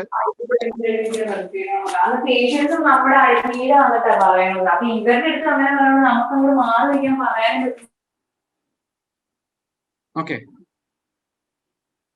അപ്പോ നമ്മൾ കാണുന്ന കാര്യം ഈ ഒരു ചൂഷണം, മതത്തിന്റെ ചൂഷണം, കർത്താവ് പറയണത് എന്നേക്കുമായിട്ട് അവസാനിപ്പിച്ചു. ക്രിസ്തുയേശു നിങ്ങളെ സ്വതന്ത്രരാക്കിയാൽ നിങ്ങൾ സാക്ഷാൽ സ്വതന്ത്രരാണ്. അപ്പൊ എനിക്ക് മുൻപേ വന്നവരെല്ലാം കൊള്ളക്കാരും കവർച്ചക്കാരും എന്ന് പറയാൻ കാരണം അവർ നമ്മളെ ചൂഷണം ചെയ്തതല്ലാതെ കർത്താവിന്റെ അടുത്തേക്ക് നമ്മളെ കൊണ്ടുചെന്നില്ല എന്നുള്ളതാണ് അതിന്റെ യഥാർത്ഥ അർത്ഥം. ഈ ചൂഷണം ഞാൻ മനസ്സിലാക്കിയിട്ടുള്ള, എന്റെ പഴയ സിസ്റ്റത്തിൽ നിന്ന് ഞാൻ മനസ്സിലാക്കിയിട്ടുള്ള 1-2 ചൂഷണങ്ങൾ എങ്ങനെയായിരുന്നു, ചതി എന്തായിരുന്നു ഞാൻ പറയും. നിങ്ങൾക്കറിയാമല്ലോ, ഈ ഓർത്തഡോക്സ് ചർച്ചും യാക്കോബ ചർച്ചും തമ്മിൽ എപ്പോഴും വഴക്കാം, അല്ലെ? എപ്പോഴും പറഞ്ഞാൽ പണ്ട് വഴക്കില്ലായിരുന്നു, ഈ അടുത്തതായിട്ട് ഭയങ്കര ദേഷ്യം അവർക്ക്, അങ്ങോട്ടും ഇങ്ങോട്ടും ഭയങ്കര ദേഷ്യമാണ്. ഇപ്പം ഒരിടത്ത് നടന്ന കല്യാണം പോലും അംഗീകരിക്കേണ്ടെന്നൊക്കെയാണ് ഇവർ പറയുന്നത്. എന്തെങ്കിലും ആട്ടെ, ഈ ഓർത്തഡോക്സ് ചർച്ചിന് വേണ്ടി, യാക്കോബ ചർച്ചിന് വേണ്ടി അടിയുണ്ടാക്കുന്ന പാവങ്ങളെ കുറിച്ച് ചോദിച്ചിട്ടുണ്ട്. അവരെങ്കിലും മരിച്ചു പോകുമ്പോൾ സ്വർഗത്തിൽ പോകുന്ന ഒരു വാഗ്ദത്വമെങ്കിലും അവർക്ക് കിട്ടുന്നുണ്ടോ? ഇല്ല. എന്തെങ്കിലും ഒരു രൂപയുടെ ബെനഫിറ്റ് അവർക്ക് കിട്ടുന്നുണ്ടോ? ഒന്നുമില്ല. എന്നാൽ ഏറ്റവും കുറഞ്ഞൊരു വാക്കെങ്കിലും പറയണ്ടേ, നീ സഭയ്ക്ക് വേണ്ടി അല്ലെ, നീ സ്വർഗത്തിൽ പോ, അതുപോലും പറയാൻ പറ്റുന്നില്ല. Nothing is there. പക്ഷെ ഇവരുടെ ജീവിതത്തെ നഷ്ടപ്പെടുത്തി, ഒന്നും കൊല പിടിച്ചു. This only an example. Everywhere promise ഇല്ലാതെ നശിപ്പിക്കാൻ. എനിക്കൊരാഗ്രഹമുണ്ട്, ഇവരൊരു പ്രോമിസ് എങ്കിലും കൊടുത്തിരുന്നെങ്കിൽ. പ്രോമിസ് കൊടുത്താൽ അവരുടെ മതം പൊളിയും. കാരണം മരിച്ചു കഴിഞ്ഞാൽ പിന്നെ ഒന്നും ചെയ്യാൻ പറ്റില്ല. ഉദാഹരണത്തിന് ഞാൻ ഒരാളോട് പറയും, നീ ഉറപ്പായിട്ട് സ്വർഗത്തിൽ പോകും, അവൻ മരിച്ചു, പിന്നെ അവന് വേണ്ടി കുർബാന നടത്തേണ്ട കാര്യമില്ല, മരിച്ചു പോയല്ലോ സ്വർഗത്തിൽ. അപ്പം മരണാനന്തര കുർബാന നടത്തണമെങ്കിൽ ഉറപ്പ് കൊടുക്കാൻ പാടില്ല. ഉറപ്പ് കൊടുത്താൽ പിന്നെ മരണാനന്തര കുർബാന ആരും നടത്തില്ല. അപ്പൊ ശരിക്കും മതം എന്താ ചെയ്തിട്ടുള്ളത്? ഇത് യാക്കോബക്കാരുടെ മാത്രം കുഴപ്പമില്ല കേട്ടോ, ലോകത്തുള്ള എല്ലാ മതങ്ങളും ഇത് തന്നെയാണ് ചെയ്യുന്നത്. അവർക്ക് അങ്ങനെ ചെയ്താലേ അവർക്ക് സർവൈവൽ ഉള്ളൂ. എന്നെ പാപിയാക്കി നിർത്തുകയും അതിലെ ചില ഏജന്റുമാരെ ദൈവമായിട്ട് ബന്ധിപ്പിക്കുകയും ചെയ്തില്ലെങ്കിൽ എനിക്ക് പ്രയോജനമൊന്നുമില്ല. So this is trade. അതുകൊണ്ടാണ് കർത്താവ് നമുക്ക് സ്വാതന്ത്ര്യം തന്നത്. ഈ സ്വാതന്ത്ര്യം എന്ന് പറയുന്നത് ക്രിസ്തുവിൽ നമുക്ക് ജീവിക്കാൻ, അവന്റെ ജീവൻ അനുഭവിക്കാൻ, അത് താഴോട്ട് വരുമ്പോൾ എക്സ്പ്ലെയിൻ ചെയ്യുന്നുണ്ട്. അവന്റെ ജീവൻ അനുഭവിക്കാനുള്ള സ്വാതന്ത്ര്യമാണ്. ആരുടെയും ഇടനിലയില്ലാതെ പരസ്പരം ബലപ്പെടുത്തിയും ജീവജല നദികൾ നമ്മളിൽ നിന്ന് ഒഴുകുന്ന രീതിയിൽ നമ്മൾ സാക്ഷികളായി കർത്താവ് നമ്മെ വിളിച്ചിരിക്കുന്നത് പൂർത്തിയാക്കുന്ന ആ ഒരു ഭാഗമാണ് കർത്താവ് ഇവിടെ വിശദീകരിക്കുന്നതായിട്ട് നമ്മൾ കാണുന്നത്. ഓക്കെ, ഈ 10-ാം അധ്യായം വളരെ പ്രധാനപ്പെട്ട ഒരു അധ്യായമാണ് ഉപദേശപരമായിട്ട്. Okay, you have to be a little bit careful here also, attentive also. Okay, അടുത്ത പറയാണ്, എനിക്ക് മുമ്പേ വന്നവരൊക്കെയും കള്ളന്മാരും കവർച്ചക്കാരുമാകുന്നു, ആടുകൾ അവരുടെ വാക്ക് കേട്ടില്ല. കേട്ടില്ലേ? കേട്ടോ? നിങ്ങളുടെ അഭിപ്രായം എന്താ? കർത്താവ് പറയുന്ന ആടുകൾ അവരുടെ വാക്ക് കേട്ടില്ലെന്ന്. ശരിക്കും കേട്ടോ ആടുകൾ അവരുടെ വാക്ക്? കേട്ടു. പക്ഷെ കർത്താവിന്റെ വാക്ക് കേൾക്കുന്നവരെ കേട്ടുള്ളൂ. കർത്താവിന്റെ ശബ്ദം എപ്പോ കേട്ടോ അന്ന് തൊട്ട് അവരെ വിട്ട് അവർ ഓടിയിങ്ങ് പോകുന്നു. പിന്നെ അവർ അവരുടെ ശബ്ദം കേൾക്കും. ഞാൻ യാക്കോബക്കാരുടെ ഓർത്തഡോക്സുകാരുടെ എക്സാമ്പിൾ പറഞ്ഞതിൽ എനിക്ക് വളരെ ഖേദമുണ്ട്.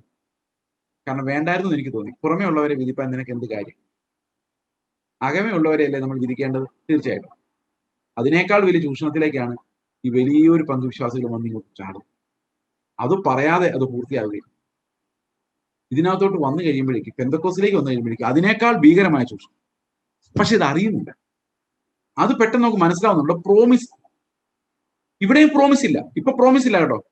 ഇപ്പൊ പ്രോമിസ് ഒന്നും ആരും കൊടുക്കുന്നില്ല. ഇന്ന് ഒരു പെന്തക്കോസ് ചർച്ച എന്നിട്ട് ചോദിച്ചു നോക്കിയേ, ഞാൻ ഇവിടെ വന്ന് ചർച്ചിൽ അവസാനം വരെ വിശ്വസിച്ച് ജീവിച്ചാൽ ഞാൻ സ്വർഗത്തിൽ പോകുന്നൊരു ഗ്യാരണ്ടി തരാം. ആരും തരാൻ പോകുന്നു? ചെലവാക്കിക്കോ എന്നല്ലാതെ നിങ്ങൾക്ക് എന്തെങ്കിലും പ്രതിഫലം ഉണ്ടെന്നുള്ള ഒരു ഗ്യാരണ്ടി ഒരു ചർച്ച നിങ്ങൾക്ക് ഇപ്പൊ തരില്ല. വിശ്വസിച്ചാൽ പോലും പോരാ, ഗ്യാരണ്ടി തരില്ല. ഗ്യാരണ്ടി തന്നു കഴിഞ്ഞാൽ നമ്മൾ ദൈവമക്കളായി കഴിഞ്ഞാൽ പിന്നെ അവരുടെ ശുശ്രൂഷ തരും. പിന്നെ എന്ത് ചെയ്യാൻ? ഗ്യാരണ്ടി തരില്ല. There is no assurance of salvation. മതത്തിന്റെ ഒന്നാമത്തെ ടെക്നിക്ക് എന്ന് പറയുന്നത് രക്ഷയുടെ ഉറപ്പെടുത്ത് കളയും. പിന്നെ നമ്മൾ എപ്പോഴും ഇവരുടെ പുറകെ നടക്കേണ്ടി വരും. കാരണം നമുക്ക് ഒന്നിനും ഉറപ്പില്ല. When they make us weak and then they conquer us. എന്നിലൂടെ കിടക്കുന്നവൻ രക്ഷപ്പെടും, അവൻ അകത്ത് വരികയും പുറത്തു പോവുകയും മേച്ചിൽ കണ്ടെത്തുകയും ചെയ്യും. മോഷ്ടിപ്പാനും അറുപ്പാനും മുടിപ്പാനും അല്ലാതെ കള്ളൻ വരുന്നില്ല. ഇത് ഞാൻ എക്സ്പ്ലെയിൻ ചെയ്യേണ്ട കാര്യം തന്നെ ഇല്ല, അല്ലെ? നമുക്ക് ശരിക്കും അത് വളരെ വ്യക്തമായിട്ട് നമ്മുടെ ജീവിതാനുഭവങ്ങളിൽ മനസ്സിലാവുന്ന ഒരു കാര്യമാണ്. ഒരു വാഗ്ദത്തം പോലും നമുക്ക് തരാൻ ഒരു മതത്തിനും ലോകത്ത് കഴിയില്ല. സോ മോഷ്ടിപ്പാനും അറുപ്പാനും മുടിപ്പാനും അല്ലാതെ കള്ളം വരുന്നില്ല. അപ്പൊ കള്ളം വന്നിട്ടുണ്ടോ? ദൈവം അയക്കാത്ത വഴിയിലൂടെ ആരെങ്കിലും വന്നിട്ടുണ്ടോ? ക്രിസ്തുവിൻ്റെതല്ലാത്ത ഒരു വഴി നിങ്ങൾ അതിൽ വശീകരിക്കപ്പെട്ടിട്ടുണ്ടോ എങ്കിൽ ഇതാണ് അതിന്റെ ഉത്തരം. തീർച്ചയായിട്ടും കള്ളന്മാരാണ്. അവർ നിങ്ങളെ സഹായിക്കാൻ വരുന്നതല്ല, അറുപ്പാനും മുടിപ്പാനും വരുന്നത്. If someone is not from Christ, he has come to exploit you. അവൻ നിന്നെ ചതിക്കാൻ വേണ്ടി തന്നെയാണ് വരുന്നത്. അപ്പൊ ശരിക്കും നമ്മൾ എന്താ പരിശോധിക്കേണ്ടത്? ഏത് ശുശ്രൂഷയുടെ നടുവിൽ നമ്മൾ പരിശോധിക്കേണ്ടത്, യേശു എന്ന വാതിലിലൂടെയാണോ ഇവൻ കടന്നത്? ആടുകൾ കടക്കുന്നത് ആ വഴിയാണോ? ഒരാൾ സ്റ്റേജിൽ നിന്ന് ശുശ്രൂഷിക്കുമ്പോൾ കർത്താവ് എന്ന വാതിലിലൂടെ ആണോ ആടുകൾ കടക്കുകയും അകത്ത് കിടക്കുകയും പുറത്തു പോവുകയും ചെയ്യുന്നത്? Is that the way shown? അതല്ലെങ്കിൽ അവൻ നാശം കൊണ്ടുവരുന്നവനാണ്, മുടിക്കാനും അറുക്കാനും വരുന്നവൻ. അപ്പൊ ക്രിസ്തു എന്ന വാതിലൂടെ പ്രവേശിക്കാത്ത എല്ലാ ഉപദേശങ്ങളും, ക്രിസ്തു എന്ന വാതിലിലേക്ക് ആടുകളെ നയിക്കാത്തവർ എല്ലാം കള്ളന്മാരാണ്. അത് എത്ര മനോഹരമായിട്ട് പ്രസംഗിച്ചാലും, if Christ is not glorified, if Christ is not shown, കർത്താവിനെ വെളിപ്പെടുത്തുന്നില്ലെങ്കിൽ അത് വ്യാജമാണ് എന്ന് വേദപുസ്തകം നമ്മെ പഠിപ്പിക്കുന്നു. കർത്താവ് പറയാണ്, ഞാൻ ആടുകൾക്ക് ജീവൻ ഉണ്ടാകേണ്ടതിനും അത് സമൃദ്ധിയായിട്ട് ഉണ്ടാകേണ്ടതിനും വേണ്ടിയാണ് വന്നത്. 10-ാം വാക്യം പറയുന്നു, അവർക്ക് ജീവൻ ഉണ്ടാകുവാനും അത് സമൃദ്ധിയായിട്ടുണ്ടാകുവാനും അത്രേ ഞാൻ വന്നത്. അപ്പൊ എന്താണ് ജീവൻ? എന്താണ് ജീവന്റെ സമൃദ്ധി? ജീവൻ എന്താണെന്ന് നമ്മൾ പല പ്രാവശ്യം നമ്മുടെ കൂട്ടായ്മയിൽ ഇത്രയും കൂടുതൽ പ്രാവശ്യം വിശദീകരിച്ചിട്ടുള്ള ഒരു കാര്യമില്ല. കാരണം കർത്താവ് എന്നെ പഠിപ്പിച്ച ഏറ്റവും പ്രധാനപ്പെട്ട ഭാഗം എന്ന് പറയുന്നത് ക്രിസ്തുവിന്റെ ജീവൻ എന്താണെന്നുള്ളതാണ്. ആ വിഷയമാണ്. That's the core of what I believe. കർത്താവ് എന്തിനു വേണ്ടിയാണ് വന്നത്? അവന്റെ ജീവൻ എനിക്ക് തരാൻ വേണ്ടി. It's the most precious gift I got. എന്റെ ജീവിതത്തിൽ എനിക്ക് കിട്ടിയിട്ടുള്ള ഏറ്റവും വലിയ സമ്പത്ത് എന്ന് പറയുന്നത് അവന്റെ ധനമാണ് അവന്റെ ജീവൻ. ഞാൻ ആടുകൾക്ക് എന്റെ ജീവൻ നൽകും, സമൃദ്ധിയായ ജീവൻ നൽകും. അപ്പൊ ഈ ലൈഫ് എന്താന്ന് നമ്മൾ പല പ്രാവശ്യം കണ്ടിട്ടുണ്ട്. ക്രിസ്തു നമ്മിൽ വസിക്കുന്ന, ആത്മാവിൽ പുതുതായി ജനിച്ചിട്ട് ദൈവിക സ്വഭാവങ്ങളോടെ പുതിയ സൃഷ്ടിയായി മാറുന്ന ആ ഒരു അവസ്ഥയാണ്, ആ ജീവിതമാണ് ക്രിസ്തുവിന്റെ ജീവൻ നമ്മൾ ഉണ്ടാക്കുന്നത്. It's not easy to define ജീവൻ. പക്ഷെ ജീവിതം എന്ന് പറയുന്നത് ക്രിസ്തു എങ്ങനെ ജീവിക്കുമായിരുന്നു അങ്ങനെ ജീവിക്കുന്ന ആ ആത്മാവ് നമ്മളിൽ ഉൽപ്പാദിപ്പിക്കുന്ന ജീവൻ, ആ ജീവനാണ് കർത്താവ് എനിക്ക് തന്ന ഏറ്റവും വലിയ ഗിഫ്റ്റ്. അത് സമൃദ്ധിയായിട്ടുണ്ടാകുക എന്നുള്ളതാണ് എനിക്ക് കർത്താവ് തരുന്ന അഡീഷണൽ ബെനിഫിറ്റ്. എനിക്ക് ലൈഫുണ്ട്, അത് അങ്ങനെ കഷ്ടിച്ചങ്ങോ ജീവിച്ചു പോകുന്ന ലൈഫല്ല, അത് സമൃദ്ധിയായിട്ട് ജീവിക്കുന്ന ലൈഫാണ്. ഈ കഷ്ടിച്ച് ജീവിക്കുന്ന ലൈഫ് എന്താണെന്നറിയോ? ഇപ്പൊ എനിക്കൊരു ഉപദ്രവം ഉണ്ടായെന്ന് വിചാരിച്ചു. ഇപ്പൊ ഞാൻ പറയാം, കർത്താവേ എനിക്ക് ഉപദ്രവം സഹിക്കാൻ പറ്റുന്നില്ല, ഞാൻ കഷ്ടപ്പെട്ടുകൊണ്ടിരിക്കുകയാണ്, കർത്താവേ എന്നോട് കരുണ തോന്നണമേ. ഇത് കഷ്ടിച്ചാവാൻ പോകുന്നുണ്ട് കേട്ടോ, സ്ക്വീസ് ചെയ്ത് അങ്ങ് പോവുക. തീർന്നു കിട്ടിയാ മതി എന്നുള്ള രീതിയിലാണ് പോകുന്നത്. So many complaints. സമൃദ്ധിയായ ജീവൻ എങ്ങനെയാ? ഏത് സാഹചര്യത്തിലും എങ്ങനെയും കർത്താവിന്റെ സ്ഥാനത്ത് ജീവിക്കാനുള്ള റിസോഴ്സസ്, ധനമുണ്ട്. സാഹചര്യം പ്രശ്നമല്ല, ഞാനല്ല, ക്രിസ്തു അവൻ ജീവിച്ച പോലെ അതിനുള്ള സമൃദ്ധി ഉണ്ട്. ദൈവം ധാരാളമായി അവന്റെ ആത്മാവിനെ നമ്മുടെ ഹൃദയത്തിൽ പകർന്നു. സ്നേഹം, കരുണ, ക്ഷമ എല്ലാം നമ്മുടെ ഉള്ളിൽ ആവശ്യത്തിനുണ്ട്. ക്രിസ്തുവിന്റെ അത്രയും പെർഫെക്റ്റ് ആയിട്ടില്ല, പക്ഷെ ഓരോ തക്ക സാഹചര്യങ്ങളിലും അതിനാവശ്യമുള്ള സമൃദ്ധി. ഈ സാമ്പത്തിക സമൃദ്ധിയെ കുറിച്ച് നമുക്കൊരു കാഴ്ചപ്പാട്, നമ്മൾ ചിന്തിക്കുന്ന ഒരു കാര്യമല്ല ഈ സാമ്പത്തിക സമൃദ്ധി എന്ന് പറയുന്നത്. എനിക്ക് സാമ്പത്തിക സമൃദ്ധി ഞാൻ എൻജോയ് ചെയ്യുന്ന ഒരാളാണ്. ഈ സാമ്പത്തിക സമൃദ്ധി എന്ന് പറഞ്ഞാൽ എന്താ അറിയാം? കൊടുക്കാനുള്ള അല്ലെങ്കിൽ ചെലവാക്കാനുള്ള ആ സമൃദ്ധി. ഒരാവശ്യം വരുമ്പോൾ നമ്മുടെ കയ്യിൽ ഉണ്ട്. അതാണ്. ഇപ്പൊ നമ്മുടെ സഹോദരന് പണം വേണോ? കയ്യിലുണ്ട്, ഉണ്ടാകണം. കയ്യിലുണ്ടെങ്കിൽ ഉണ്ട്. പക്ഷെ നമ്മുടെ കയ്യിൽ കോടിക്കണക്കിന് രൂപയുണ്ടെങ്കിൽ ചെലവാക്കാൻ പറ്റുന്നില്ലെങ്കിൽ സമൃദ്ധിയില്ല. ശരിയാണോ ഞാൻ പറഞ്ഞത്? പൈസയുണ്ട്, പൈസ എക്സ്ചേഞ്ച് ചെയ്യുന്നത് വരെ അത് വെറും പേപ്പറാണ്. അതിനകത്ത് reserve bank governor Indian currency handle ചെയ്യുന്നവരാണല്ലോ കൂടുതൽ ഇവിടെ ഉള്ളത്. ആ ഇന്ത്യൻ കറൻസിയിൽ എഴുതി വെച്ചിരിക്കുന്നത് I promise to pay the bearer the sum of 100 rupees. ബെയറിന് എപ്പോഴാണ് കൊടുക്കുന്നത് ഗവർണർ? ഈ 100 രൂപ അങ്ങോട്ട് കൊടുക്കുമ്പോൾ 100 രൂപയുടെ സമ്മ് ഗവർണർ അവനെ കൊടുക്കുമ്പോൾ അല്ല, വീട്ടിൽ വെച്ചേക്കുമ്പോഴല്ല, സൂക്ഷിച്ചു വെച്ചേക്കുമ്പോഴല്ല. ഞാൻ പറഞ്ഞു സൂക്ഷിച്ചു വെക്കാൻ കൊതിയുള്ളവർ പോയി ഞാൻ ഒരു സമയത്ത് കേട്ടു ഇങ്ങനെ 1.5 ലക്ഷം രൂപ വരെയുള്ള സാരി, 10 ലക്ഷം രൂപ വരെയുള്ള സാരി എന്നാ കേട്ടോ. ഞാൻ വിചാരിച്ചു സൂക്ഷിച്ചു വെക്കുന്നേക്കാ ഭേദമല്ല, പോയി മേടിക്കുകയാണെങ്കിൽ ഇത് ഉണ്ടാക്കി വെച്ചേക്കുന്നതിനെങ്കിലും 10 രൂപ കിട്ടും. അവിടെ എടുത്തു കൊടുക്കുന്നതിനും മടക്കി വെക്കുന്നതിനും അതുപോലെ ഇത് വളരെ കഷ്ടപ്പെട്ട് 1 വർഷത്തെ അധ്വാനമൊക്കെയാണ് അത്രേ ഓരോ സാരി ഉണ്ടാക്കുന്നത്. ഇതും പറഞ്ഞുകൊണ്ട് സാരി മേടിക്കാൻ പോയേക്കല്ലേ, ഞാനതൊരു സൂക്ഷിച്ചു വെക്കുന്നതിനേക്കാളും ഭേദമാണെന്ന് പറഞ്ഞതാ. അല്ലാതെ ഞാൻ ഇത് മേടിക്കാൻ പറഞ്ഞതെന്ന് പറഞ്ഞുകൊണ്ട് നീ ഭർത്താക്കന്മാരെ ശ്വാസം മുട്ടിച്ചേക്കരുത്. ഓക്കെ, ഞാൻ പറഞ്ഞു വന്നത്, when you are spending money, you are allowing the economy to move. അല്ലേ? കുറച്ചു പേർക്ക് തൊഴിൽ കിട്ടും, കുറച്ചു പേരുടെ വീട്ടിൽ ആഹാരം ഉണ്ടാവും, അറ്റ്ലീസ്റ്റ് അത്രയെങ്കിലും സംഭവിക്കും. എന്നാൽ നിങ്ങൾ ഇത് അലമാരിൽ വെച്ച് പൂട്ടി താക്കോലായിട്ട് നടക്കുമ്പോൾ നിങ്ങൾ കുറച്ച് പേപ്പർ കെട്ടാണ് എന്നത് വെച്ചിരിക്കുന്നത്. സമൃദ്ധിയായ ജീവൻ അല്ലത്.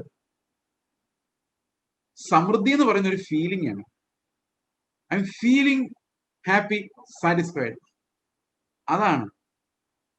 അപ്പൊ 10 രൂപ പോയി കഴിയുമ്പോഴേക്കും നമ്മുടെ ഉള്ളിൽ ഉത്കണ്ഠ ഉണ്ടാകരുത്. അത് ആർക്കെങ്കിലും പ്രയോജനപ്പെട്ടുണ്ടാവില്ല, ഉറപ്പായിട്ടും. ഇല്ലേ? ശരിയല്ലേ? നമ്മുടെ ഒരു 50 രൂപ നമ്മൾ തട്ടിച്ചെടുക്കും. 50 രൂപ ആർക്കോ പ്രയോജനപ്പെടുന്നുണ്ടല്ലോ, പ്രയോജനപ്പെടുത്തേ. നമ്മളെ കർത്താവ് നോക്കിക്കൊള്ളൂ.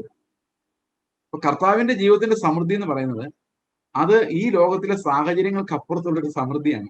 എനിക്കറിയില്ല നിങ്ങൾ ഇത് എങ്ങനെ എടുത്തു എന്നുള്ള കാര്യം. എങ്ങനെ എടുത്താലും കുഴപ്പമില്ല. ഇതാണ് ഈ സമൃദ്ധി എന്നുള്ളത് ഞാൻ ഉദ്ദേശിച്ചത്. സന്തോഷം, നമുക്കൊരു പ്രത്യേക സംഭവങ്ങൾ നടന്നാലല്ല സന്തോഷം, അത് ദൈവം നമ്മുടെ ഹൃദയത്തിൽ സമൃദ്ധിയായിട്ട് ഇങ്ങ് പകർന്നിരിക്കുന്നതാണ്. അപ്പൊ ക്രിസ്തുവിന്റെ സമൃദ്ധി നമ്മൾ അനുഭവിക്കുന്ന കർത്താവിന്റെ ആഗ്രഹം. അപ്പൊ നമ്മൾ വെറുതെ ജീവനുള്ളവരാന്ന് പറഞ്ഞാൽ പോരാ, ആ ജീവനകത്തുനിന്ന് വരുന്ന ഒരു സമൃദ്ധി ഉണ്ട്, അത് അനുഭവിക്കുന്നുണ്ടോ എന്നുള്ളതാണ്. കർത്താവ് പറഞ്ഞ് ഞാൻ ആ സമൃദ്ധി നിങ്ങൾക്ക് തരാൻ വേണ്ടിയാണ് വന്നത്. ഏറ്റവും റിച്ച് ഞാനായിരിക്കണം. റിച്ച് എന്ന് പറഞ്ഞാൽ എന്ത് റിച്ചാ? ഈ പൈസ കൂട്ടി ബാങ്കിൽ എത്ര എമൗണ്ട് ഉണ്ടെന്നുള്ള റിച്ചല്ല. കർത്താവ് നമുക്ക് തരുന്ന ഒരു ധനമുണ്ട്. അത് ഏത് പാതാളത്തിലും, പാതാളം ഉദ്ദേശിക്കുന്ന നരകവാദമല്ല ഉദ്ദേശിച്ചത്, ഏത് ദുരിതം പിടിച്ച സ്ഥലത്തും സന്തോഷത്തോടെ ജീവിക്കാൻ പറ്റുന്ന ആ ഒരു സമൃദ്ധി കർത്താവ് പറഞ്ഞു, എന്റെ ആടുകൾക്ക് മുഴുവൻ അവരകത്ത് കിടക്കും പുറത്ത് കിടക്കും സമാധാനം. ഈ 121 സങ്കീർത്തനത്തിൽ പറയുന്നുണ്ട്, നിന്റെ ഗമനത്തെയും ആഗമനത്തെയും സ്ഥിരമാക്കും, പുറത്തോട്ടും അകത്തോട്ടും ഉള്ള യാത്രകളെ സ്ഥിരമാക്കുന്നു. അതിനർത്ഥം എന്താ? ഈ പുറത്തോട്ടും അകത്തോട്ടും എപ്പോഴും ഇറങ്ങി നടക്കാവുന്ന എപ്പോഴാണ്? കൊറോണ സമയം വരുന്ന സമയത്ത് പുറത്തോട്ടും അകത്തോട്ടും എപ്പോഴും ഇറങ്ങാൻ പറ്റില്ല. നമ്മൾ ഫോൺ എടുത്ത് ഉടനെ കേൾക്കാം, അൺലോക്ക് പ്രക്രിയ ആരംഭിച്ചിരിക്കുന്നു, നിവൃത്തിയില്ലെങ്കിൽ ആരും വെളിയിൽ ഇറങ്ങരുത്. കേട്ട് കേട്ട് കേട്ട് നമ്മൾ ഒരു കാര്യം മനസ്സിലാക്കിയിട്ടുണ്ട്, എപ്പോഴും പുറത്തും അകത്തും പോകാൻ പറ്റില്ല. അതേസമയത്ത് യുദ്ധം നടക്കുകയാണ്, എപ്പോഴും പുറത്തും അകത്തും ഇറങ്ങാൻ പറ്റില്ല, ചിലപ്പോൾ ബോംബോ തോക്കോ ഒക്കെ നമ്മളെ നേരിടാം. ഇനി അതല്ല, ഭയങ്കര പൊല്യൂഷനാണ് വെളിയിൽ, എപ്പോഴും പുറത്തിറങ്ങുന്നത് ശരിയാവില്ല. അപ്പൊ ആഗമനവും ഗമനവും ഈസി ആയിട്ട് നടക്കണമെങ്കിൽ ഒരു സമാധാനത്തിന്റെയും സമൃദ്ധിയുടെയും സന്തോഷത്തിന്റെ ഒരു അറ്റ്മോസ്ഫിയർ ഉണ്ടാകണം, അല്ലേ? ഒരു വിശ്വാസിയെ സംബന്ധിച്ച് എപ്പോഴും അവന് ദൈവികമായ ഒരു സമൃദ്ധി ഉണ്ട്. അവൻ എപ്പോഴും അകത്തോട്ടും പുറത്തോട്ടും കിടക്കാനും ഇറങ്ങാനും അല്ല. നിങ്ങൾ ഗവൺമെന്റിനെ ലംഘിച്ച് കൊറോണ നിയമങ്ങൾ ലംഘിച്ച് സൂപ്പർ സ്പ്രെഡറായി മാറണം എന്നല്ല ഞാൻ പറയുന്നത്. ഇതിൽ ആത്മീക അർത്ഥത്തിൽ നമ്മൾ മനസ്സിലാക്കുകയാണെങ്കിൽ there is nothing that can limit us or hurt us. കാരണം നമ്മൾ എപ്പോഴും അവന്റെ സമൃദ്ധിയിലാണ് ജീവിക്കുന്നത്. കർത്താവിന്റെ ആ സമൃദ്ധിയാണ് നമുക്ക് ലഭിച്ചിരിക്കുന്ന, ഇന്ന് എൻജോയ് ചെയ്യാവുന്ന ഏറ്റവും വലിയ ത്രില്ലിംഗ് ആയിട്ടുള്ള ദൈവിക ദാനം. ആ ദൈവിക ദാനം കർത്താവ് പറഞ്ഞു, ഞാൻ ഇത് തരാൻ വേണ്ടിയാണ് വന്നത്. എനിക്ക് നിങ്ങളുടെ ഒന്നും വേണ്ട, നിങ്ങളുടെ ഒന്നും വേണ്ട. നിങ്ങൾ എന്നെ കൊല്ലുള്ളൂ എന്ന് എനിക്കറിയാം. I don't mind that, I still love you. കാരണം നിന്നോടുള്ള സ്നേഹമാണ് എന്നെ ഇങ്ങനെ എത്തിച്ചിരിക്കുന്നത്. അതുകൊണ്ട് എനിക്കിത് മാത്രമേ ഉള്ളൂ, നീ സമൃദ്ധിയായിട്ട് ജീവിക്കും. അതിനുവേണ്ടിയാണ് ഞാൻ വന്നത്. അറുപ്പാനും മുടിപ്പാനുമാണ് കള്ളന്മാർ വരുന്നത്, പക്ഷെ അവർക്ക് സമൃദ്ധിയായ ജീവൻ ഉണ്ടാകാൻ വേണ്ടിയാണ് ഞാൻ വന്നതെന്ന് കർത്താവ് പറയുന്നത്. ഓക്കെ, ഞാൻ നല്ല ഇടയനാകുന്നു, നല്ല ഇടയൻ തന്റെ ആളുകൾക്ക് വേണ്ടി അവന്റെ ജീവനെ നൽകുന്നു. അപ്പൊ ഒരു നല്ല ഇടയന്റെ പ്രത്യേകത എന്താണ്? അവൻ ആളുകൾക്ക് വേണ്ടി അവന്റെ ജീവനെ നൽകുന്നു. ഈ പാസ്റ്റർമാരെ, ഇടയന്മാരെ എല്ലാം നമ്മൾ ഞാൻ ഉൾപ്പെടെ നോക്കി, ജീവൻ നൽകുമോ അറിയത്തില്ല കേട്ടോ, പക്ഷെ നല്ല ഇടയൻ അങ്ങനെ ചെയ്യും, ജീവൻ നൽകും. അപ്പൊ ശരിക്കും നല്ല ഇടയൻ ആരേ ഉള്ളൂ? ഈ കർത്താവ് മാത്രമേ ഉള്ളൂ, അവൻ മാത്രമേ ഉള്ളൂ. അവനൂടെ കടക്കാത്തവനില്ല, കള്ളനും കവർച്ചക്കാരനുമാണ്. ഞാൻ നല്ല ഇടയനാകുന്നു, നല്ല ഇടയൻ ആളുകൾക്ക് വേണ്ടി തന്റെ ജീവനെ കൊടുക്കുന്നു. ഒരു അപകടം ഉണ്ടായാൽ, ഒരു കഷ്ടത ഉണ്ടായാൽ ഏറ്റവും കൂടുതൽ പെയിൻ എടുക്കേണ്ടത് ആ ഇടയനാണ്. കർത്താവ് അങ്ങനെ തന്നെയാണ് ചെയ്തത്. He died in my place. When Satan should have killed me, he stood in that place. അവൻ അവിടെ നിന്നിട്ട് അവൻ കർത്താവിന് മുമ്പിൽ അവന്റെ ശരീരത്തെ യാഗമാക്കി. എനിക്ക് പകരം അവൻ അവനെ തന്നെ നൽകി. അങ്ങനെ നല്ല ഇടയൻ അവന്റെ ജീവനെ തന്ന് എന്നെ രക്ഷിച്ചു എന്ന് നമുക്ക് കാണാൻ കഴിയും. ഈ സമൃദ്ധിയായ ജീവനെ കുറിച്ചും ആ ജീവന്റെ വാഗ്ദത്തങ്ങളെ കുറിച്ചും നമുക്ക് 10-ാം അധ്യായത്തിന്റെ remaining part we will see next time. നാളെ വൈകിട്ട് 6:40 നമ്മൾ വീണ്ടും ബൈബിൾ പഠനമായിട്ട് കൂടുന്നതായിരിക്കും. നിങ്ങളെല്ലാവരെയും പിന്നെയും കാണാം. God bless you.